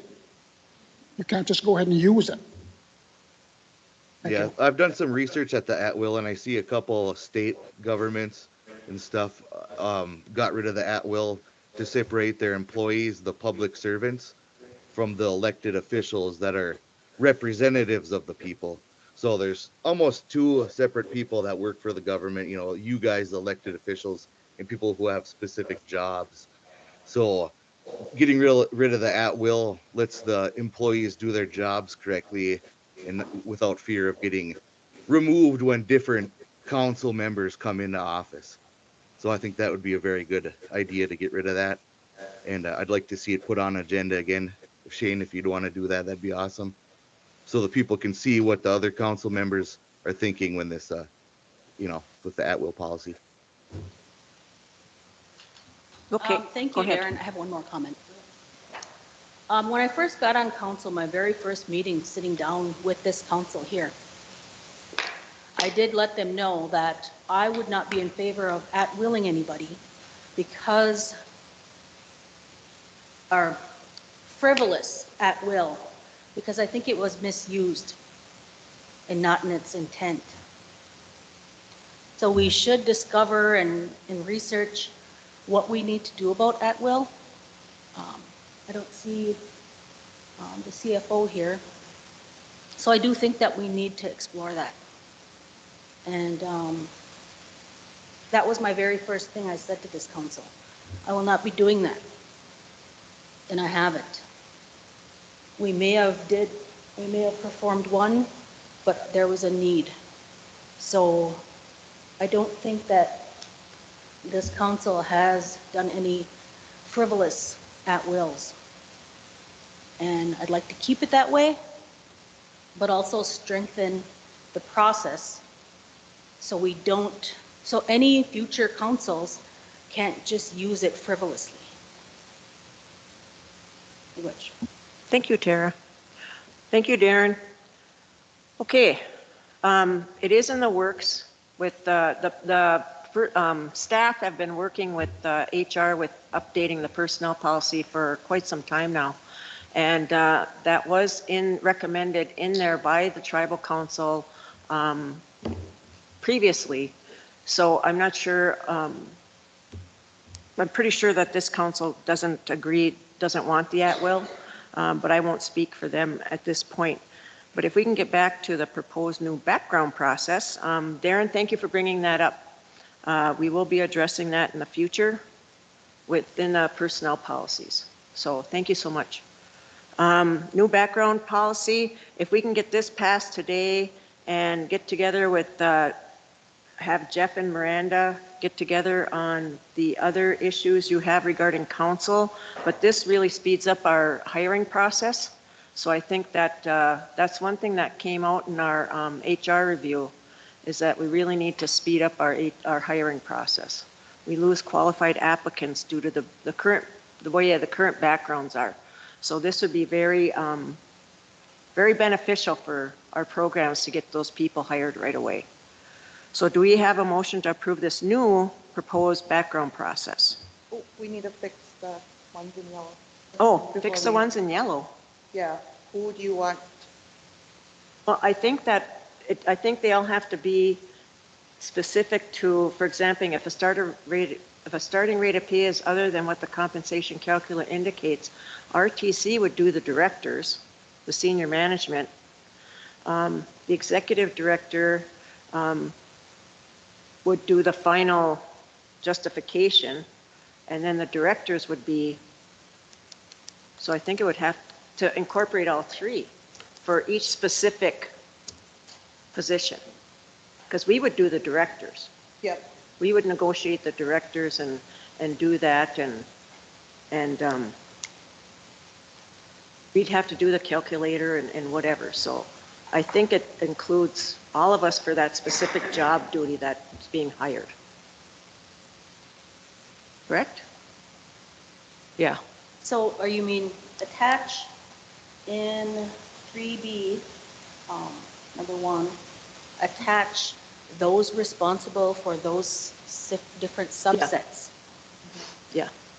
That's who is able to. Because right now, if it goes outside the comp calculator, it comes to you guys, directly to you guys.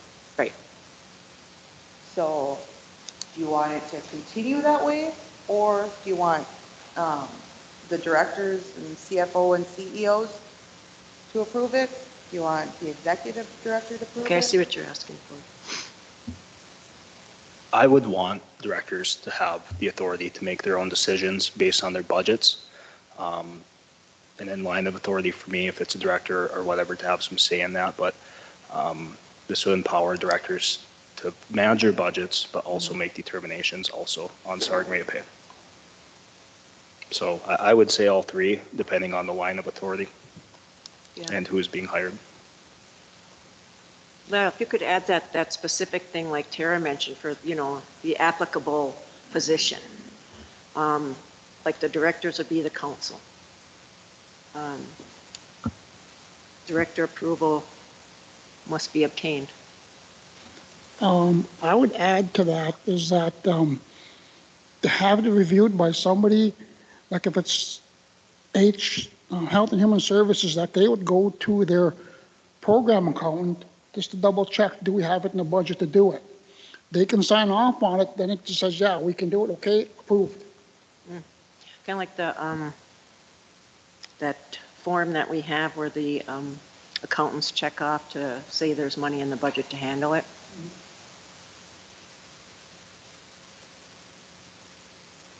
Okay. Do you want to amend that with that? What do you think, Luke? Yeah, we can do that and then maybe add to their personnel file, just so it's on record. Just it would be evidence for directors too to make sure that they're doing things correctly. But we can add that. Okay. Just double check with a program accountant or CFO that everything is clear and good to go. Okay. Okay. Yeah, that needs to be really clean that up, because what we've seen is various way, an email or something like that. It needs to be really verified, rigorously clear, not just a simple little email and one sentence justification. So let's do this. Let's approve this new background policy with revisions to come regarding the two issues we discussed. No, you want the directors to still have that. Regarding the budget, pay, the program accountant's approval on the pay. Add it in there somewhere. Okay? Sounds good. Do we have a motion to approve that? Move. Moved by Shane. Is there a second? Second. Second by Tara. All in favor signify by saying aye. Aye. Opposed, silent, motion carried. Okay, Simona. Okay. Next, we have the social media policy.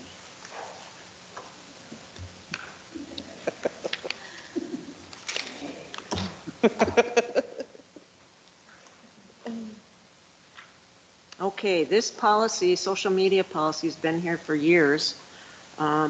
It was sent back to the directors, and this is the Gila River one, and I believe there's some, what are the yellow ones, Simona? That's, I think if you guys want to have it in there. Oh, we don't have this type of expectation. There's a yellow, additionally, all employees have an individual responsibility under the Boys Fort personnel policy to conduct their personal life in a manner which does not interfere with the performance of employment obligations of the Boys Fort band. Then in parentheses, it says we don't have this type of expectation listed in the personnel policy, so a similar statement may need to be developed, or we can just take that out, right? Yeah.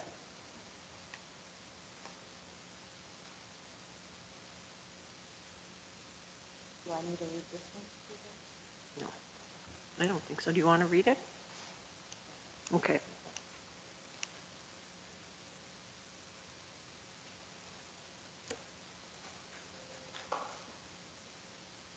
Any comments or questions?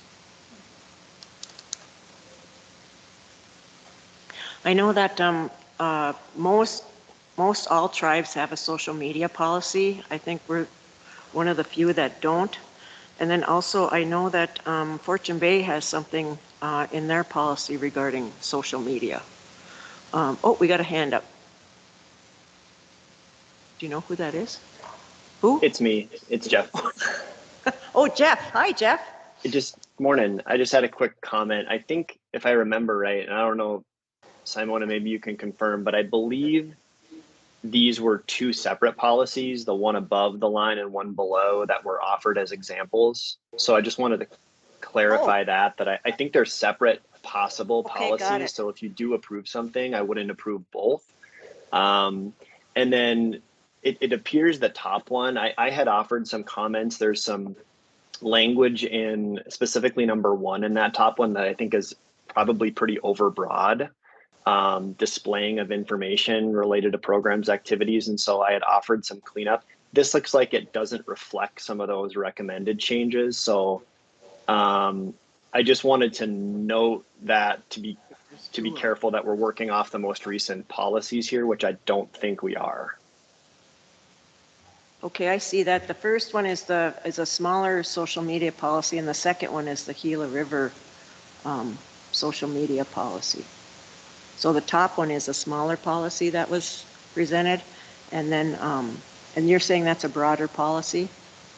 I'm saying that, yeah, some of the language in like specifically number 1 in that policy, I had recommended actually be removed, and now it's back in there. So I just wanted, I think this may just be a older version that doesn't incorporate some of my recommendations. And so I just saw that, and I wanted to make sure that we're working off of kind of the most recent copy of both of them that you have in front of you. And I'm not Did you send entirely that to confident that Brandon, we Jeff? are. Yeah. It's from a while back, so it may just been a mistake that it was included in.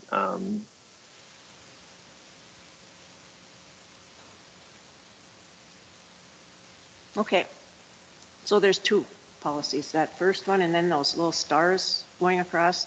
The second one is below that.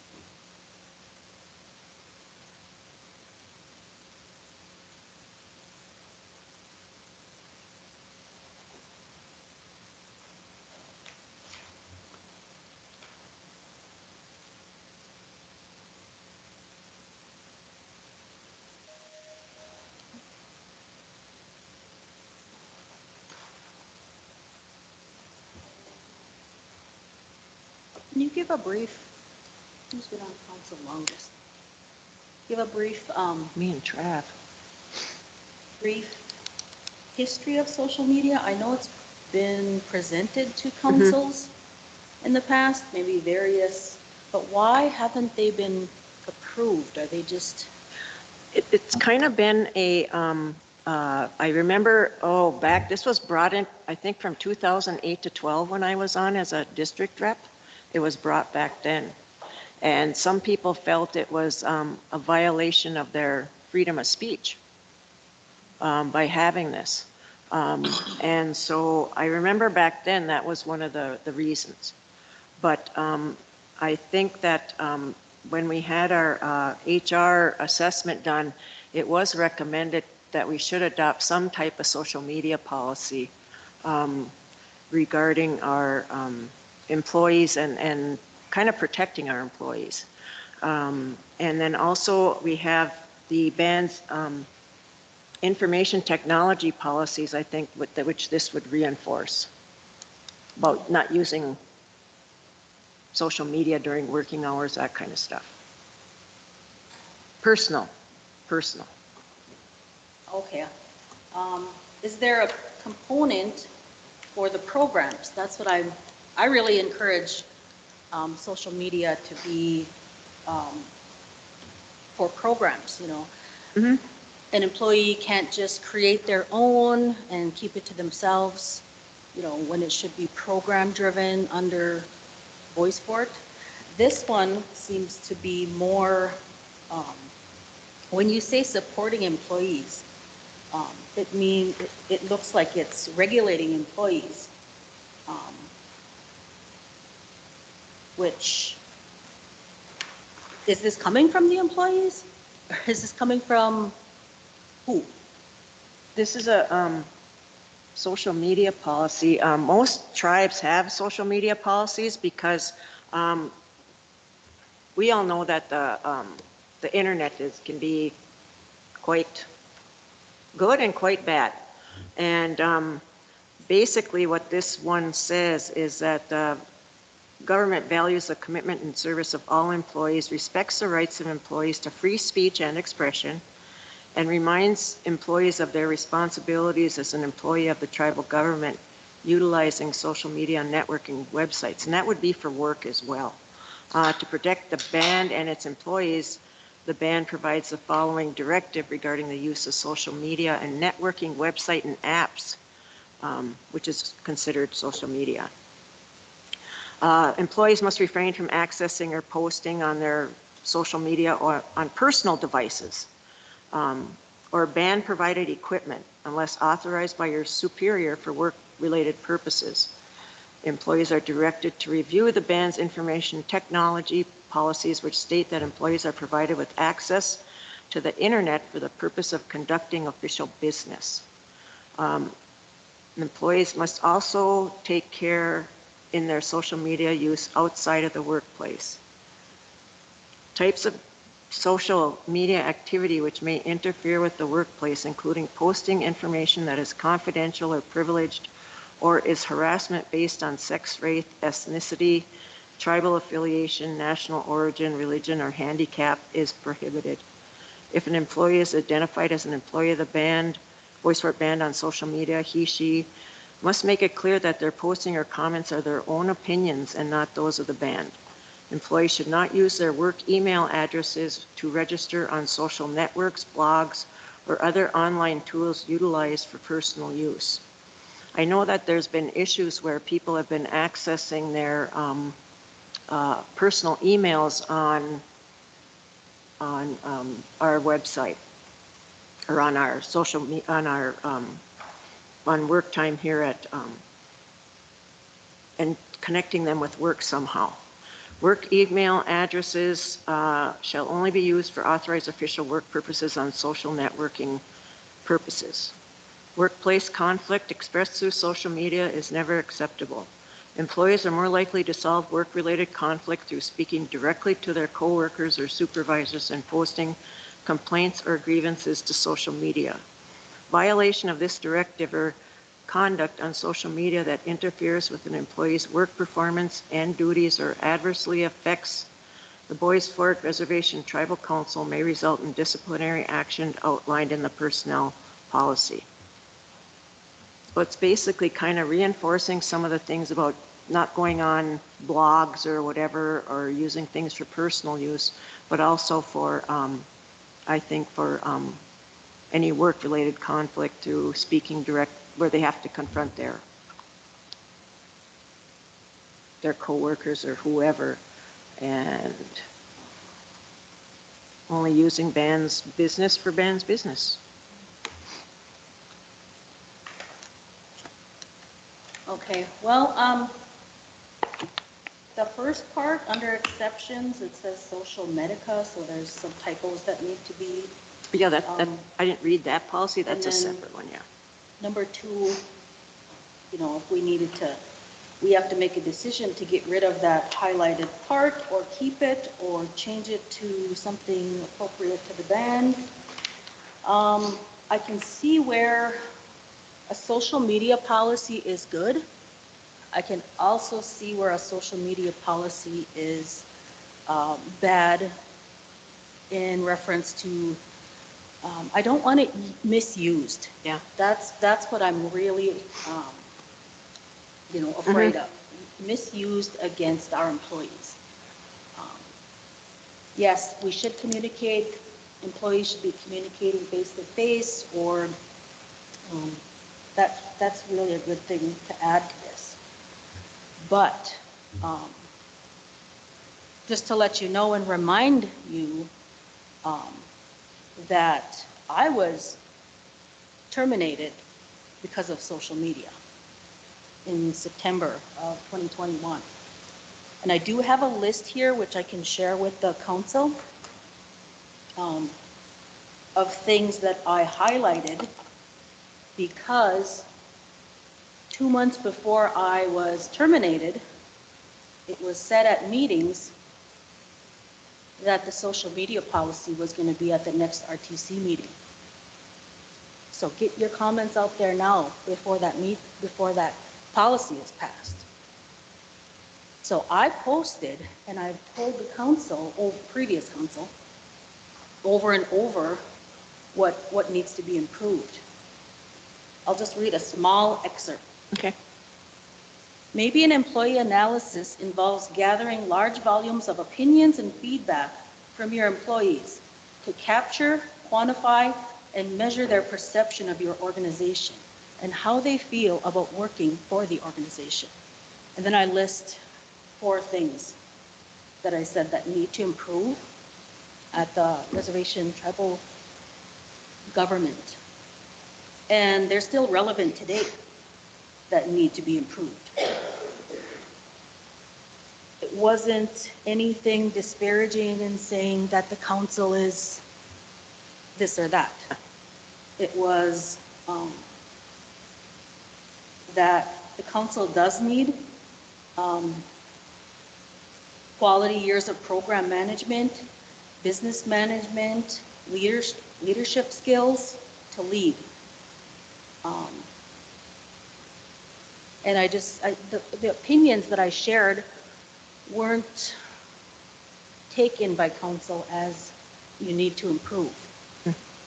And this is one of the evidence that was shared with me of why I was terminated. And these improvements still need to be made. What does that say, you know? So that's what I don't want happening, is if somebody's telling us to improve, that the council goes back to after them, targets them and says, you don't belong in this organization. So that's the only piece of the policy that I don't want misused. I don't want that misused. So I'm kind of apprehensive on approving the policy because I don't want it misused.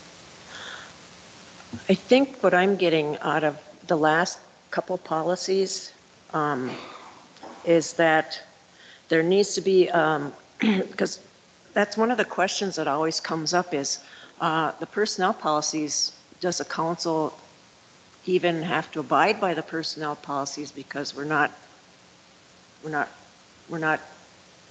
employees. And so maybe what we need to do is to incorporate something that addresses that concern that's been brought up about council involvement, and adding another part in the personnel policy that addresses that, because we're not technically employees, we're elected leaders, elected officials. But it's been brought up a couple times here now about council involvement. So where do we, because it's been years. I mean, council gets involved in everything, and it has been for many years that way, but how do we change that?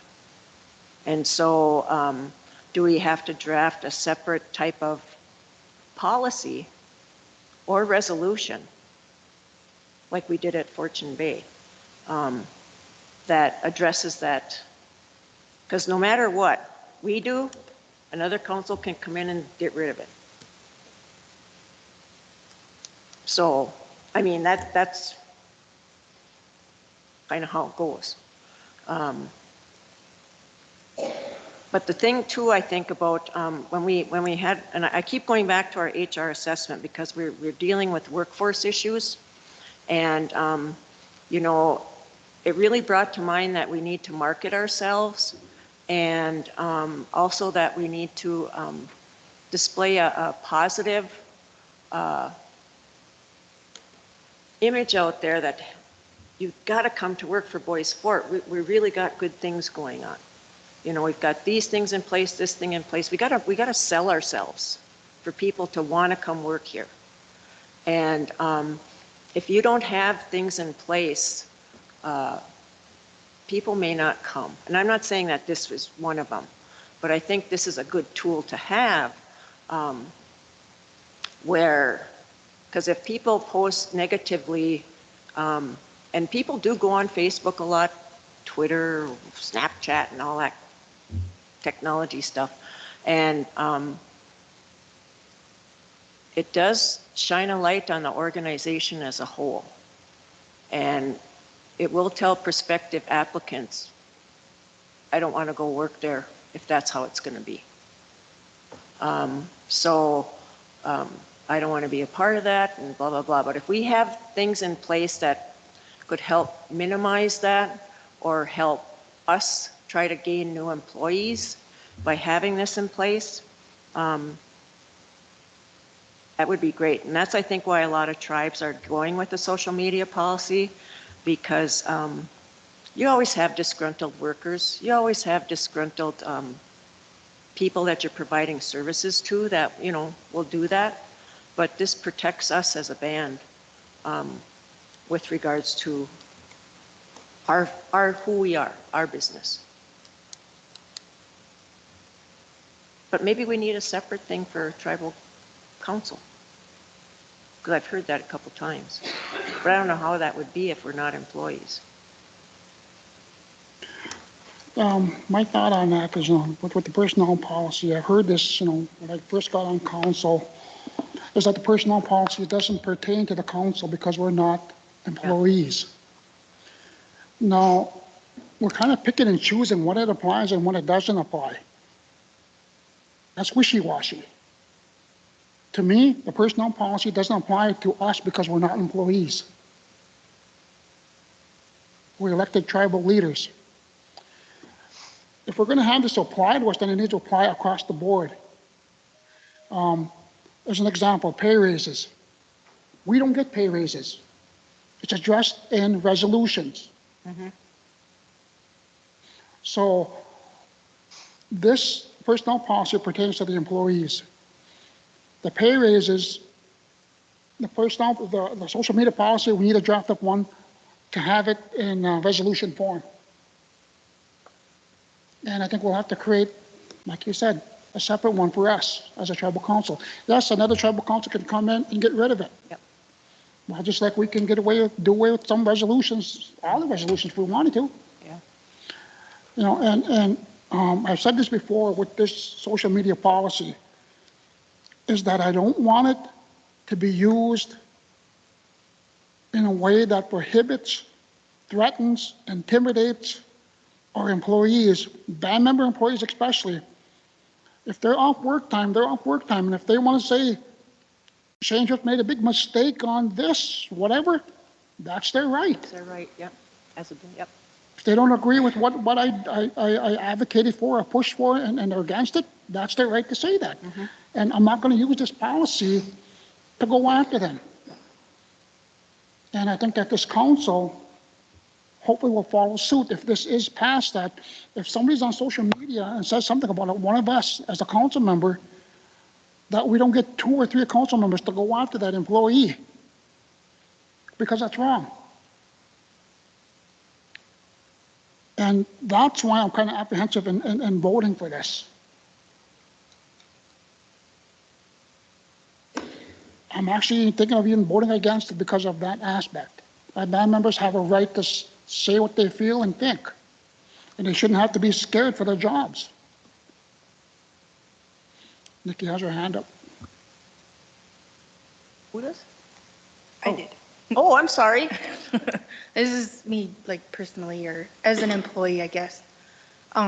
Because I know, being here in this position, I've seen it. You guys have been presented with the same policy, either both of them or one of them, many, many, many times. Mm-hmm. And I don't know if it's just because okay, hold on.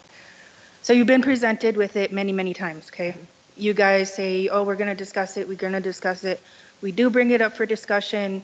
Not many comments on it. Go as is. And then we bring it to you guys, and I don't know if it's the way it's worded that you don't like it, and maybe we need to look at some other wording,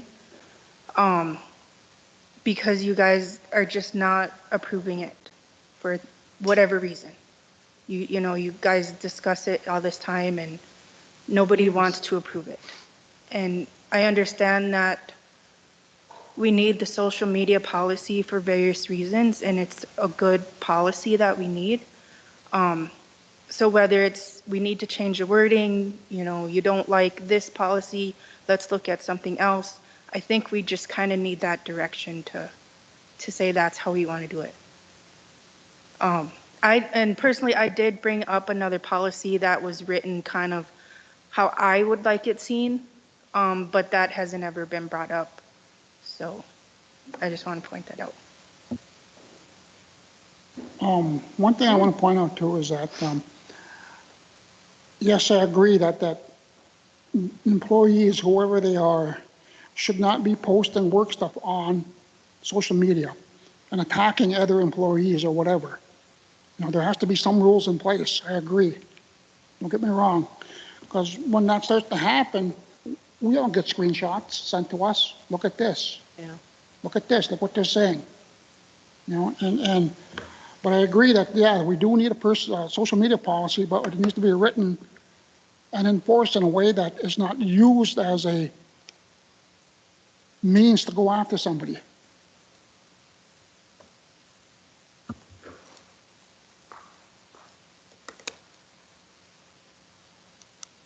I don't think there's any policy that we can create that will justify what we want.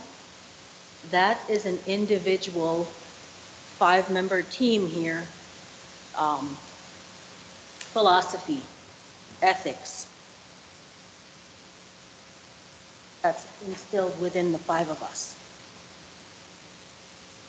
Or not. In any other council after us. So that's something that it's never going to be perfect. I'd like to see what your version is. I'd like to see that. Nikki. But it's up to the individual council members or directors if somebody else is doing, going after somebody or whatever. But I think that I don't want to table this again, but you piqued my interest when you said you had a version. I do think that we need that policy. We're never going to have create a perfect one. Again, it's the council member that has that intention of going after somebody or making an example or whatever. I haven't seen it now, and I hope that I've stopped some of it. So I would like to table until I see the version that Nikki had. And then we take a look, and at the next meeting, with Jeff's help, we pass a policy. Because this needs to happen. Mm-hmm. And then I think maybe a declaration from the council members saying, I will not, like my very first meeting that I had with you all, I'm not going to use the at-will or social media against any employee here. I told you that right off the bat. Because I wouldn't want anything done to employees that was done to me. So I think we need to take a look, and then at the next RTC meeting, this whole council says, we're going to look at that, and we're going to pass one at the next council meeting. But I think Nikki's version, or whomever, if there's comments, send them to me if you want them, if you want me to include any comments. But we need to pass it at the next one. Because pushing it off and pushing it off is not good. But if we pass this one here without considering anything else, I don't think we should do that either. Which? Vonda? So we reviewed the social media policies that you have in front of you. We were given the opportunity to make the comments. Once our comments were in, I then had a conversation with Nikki, and she then shared her preferable policy that she would like you guys to review. And I just wanted to say, I like Nikki's policy a lot better. It's more appealable, I think, to the employees, and I think maybe to you too. So I do know that a policy needs to be approved, but I also appreciate maybe taking a look at what Nikki has. Thank you, Vonda. So was that a motion to table? Yes. Okay, Tara made a motion to table. One more comment. Dan?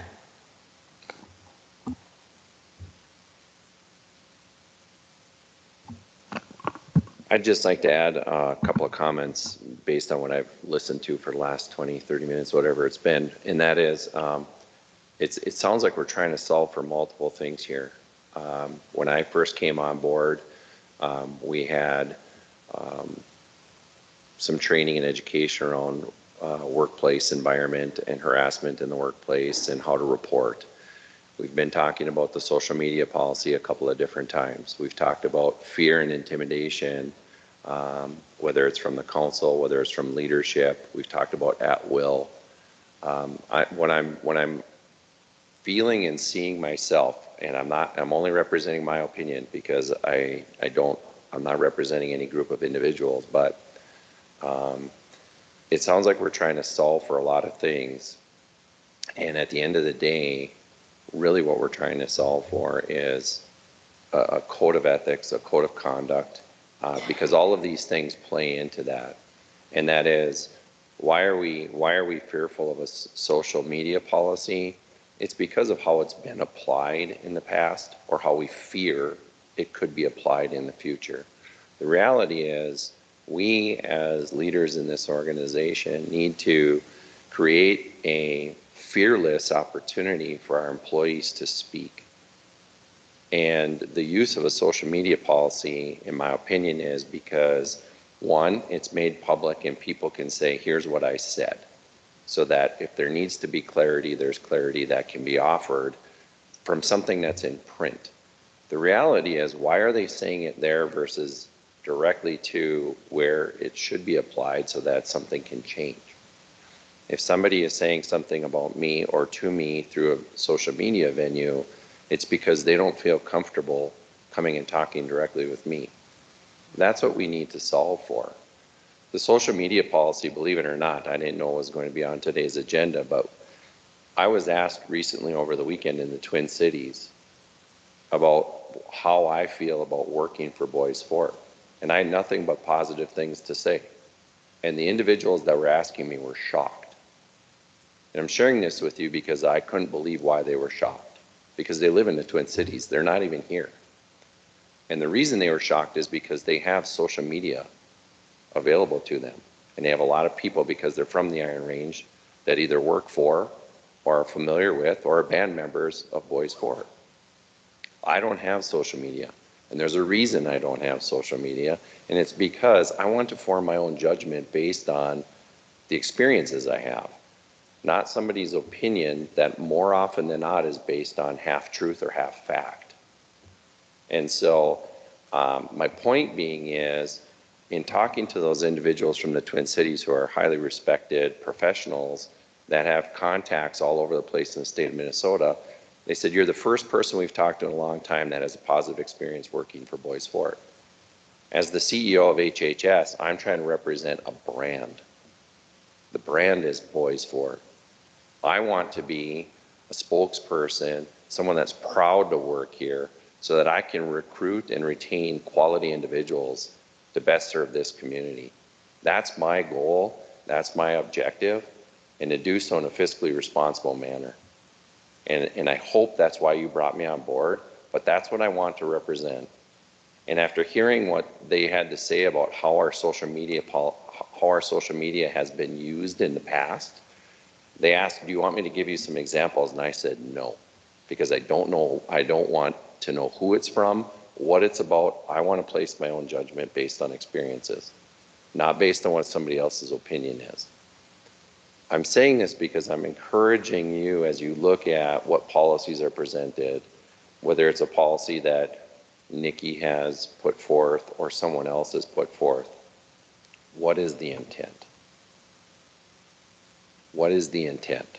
If the intent is to limit what we say in a negative manner about the band, a band member, an employee, a tribal council member, I highly encourage us to put something in there and then ask that the council now trusts us as leadership to properly apply it. I have no intentions of removing someone from their job because of their expression of their opinion through social media, but I have no problem sitting down and talking about why it is they felt that was the venue in which to do it. If it continues and it's negative and it's a negative reflection of the band, I would hope that you as council members encourage me to address the behavior and find out why the behavior exists. I really think we need to get to the root cause of some of the things that are happening so that we can properly solve for them. Just simply putting a social media policy in place is not going to solve the problem. It's not. I think we need to have something, but at the end of the day, we need to limit all the things that you have talked about and I've heard for the last 4.5 months, and that is, where's the fear and intimidation coming from? I think we'd be going down the correct path of saying we're not going to at-will someone. We're going to define what a termination of employment means at Boys Fort, and there's going to be cause. And we're going to follow the steps that are in our policy for dealing with people's individual behaviors. If there's obviously some things that are gross misconduct that should result in immediate termination, let's document that and not be fearful of doing so. I'm just encouraging us to take a step back, take a look at what is our intent. What are we trying to do? And we can change the messaging, and I think we can change the culture over time if we start to practice things in a different manner. We can put 1,000 policies in place, and I'm going to tell you, every one of them is going to have a loophole. Every one of them is going to have a flaw. It's how do we apply those to meet the intent and the objective of what we're trying to accomplish. And to me, as a representative of this community and as a representative of this employer, I really want this to be somewhere that we are proud to say that we work. We're proud to be part of this community. And I would hope that the council is sitting in front of me today with that same feeling as we are here to represent the constituents that voted us here to make this community one in which we have a sense of pride and we have a good employment model, and we can encourage people to come and work for us. We can encourage the people that live here to work for us and be proud to do so. And so let's not get burdened or get stuck in an overanalyzed situation. Let's move and act on something that meets the intent. Maybe we need to simplify it. But at the end of the day, it comes down to how accountable are we as leaders in putting forth that policy and using it in the manner in which you intend it to be used. I think social media can be a great tool in terms of marketing service offerings we have, employment opportunities we have. I hope we don't deter ourselves from using it in a positive manner. The marketing opportunities are great. But for us to be okay with sometimes airing our dirty laundry, unfortunately, that's what people hold on to. And that's the reputation, and that's what is presented to people when we're looking to hire and bring in people. And I don't think that's what we want. I don't think that's what you want. So again, I'm planting the seed for several different things that are out there and what I believe I'm hearing and what we're trying to solve for. If you take the steps when it comes to no longer using at will, if you empower the leaders to be properly trained on the application of and the intent of a policy, that may solve for a lot of things. So, thank you. Miigwech, Dan. Thank you. Okay, so we will have a motion to table to review Nikki's version, and this will be put on the agenda for the next RTC meeting. So Tara made the motion to table. Do we have a second? Second. Second by Shane. All in favor signify by saying aye. Aye. Opposed? Silent? Motion carried. Okay, next we have just the resolution number 40-2024, the 2024 Indian Gaming Association Tribal Membership Dues to be paid by, oh, thank you, Simona, to be paid, sorry, to be paid by Fortune Bay. Move. Motion to approve made by Travis. Is there a second? Second. Second by Tara. All in favor signify by saying aye. Aye. Opposed? Silent? Motion carried. Okay, no other business. I want to thank everybody for coming and Happy New Year to everybody. Hope they have a great new year and adhere to their New Year's resolutions. State of the Band is January 31st at Fortune Bay. And we are looking for band member booths with vendors if they have products they want to sell. So get in touch with Nikki or Regina at the RTC office.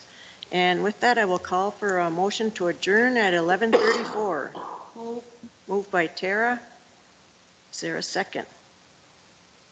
Second. Second by Shane. All in favor signify by saying aye. Aye. Opposed? Silent? Motion carried. Miigwech, everybody.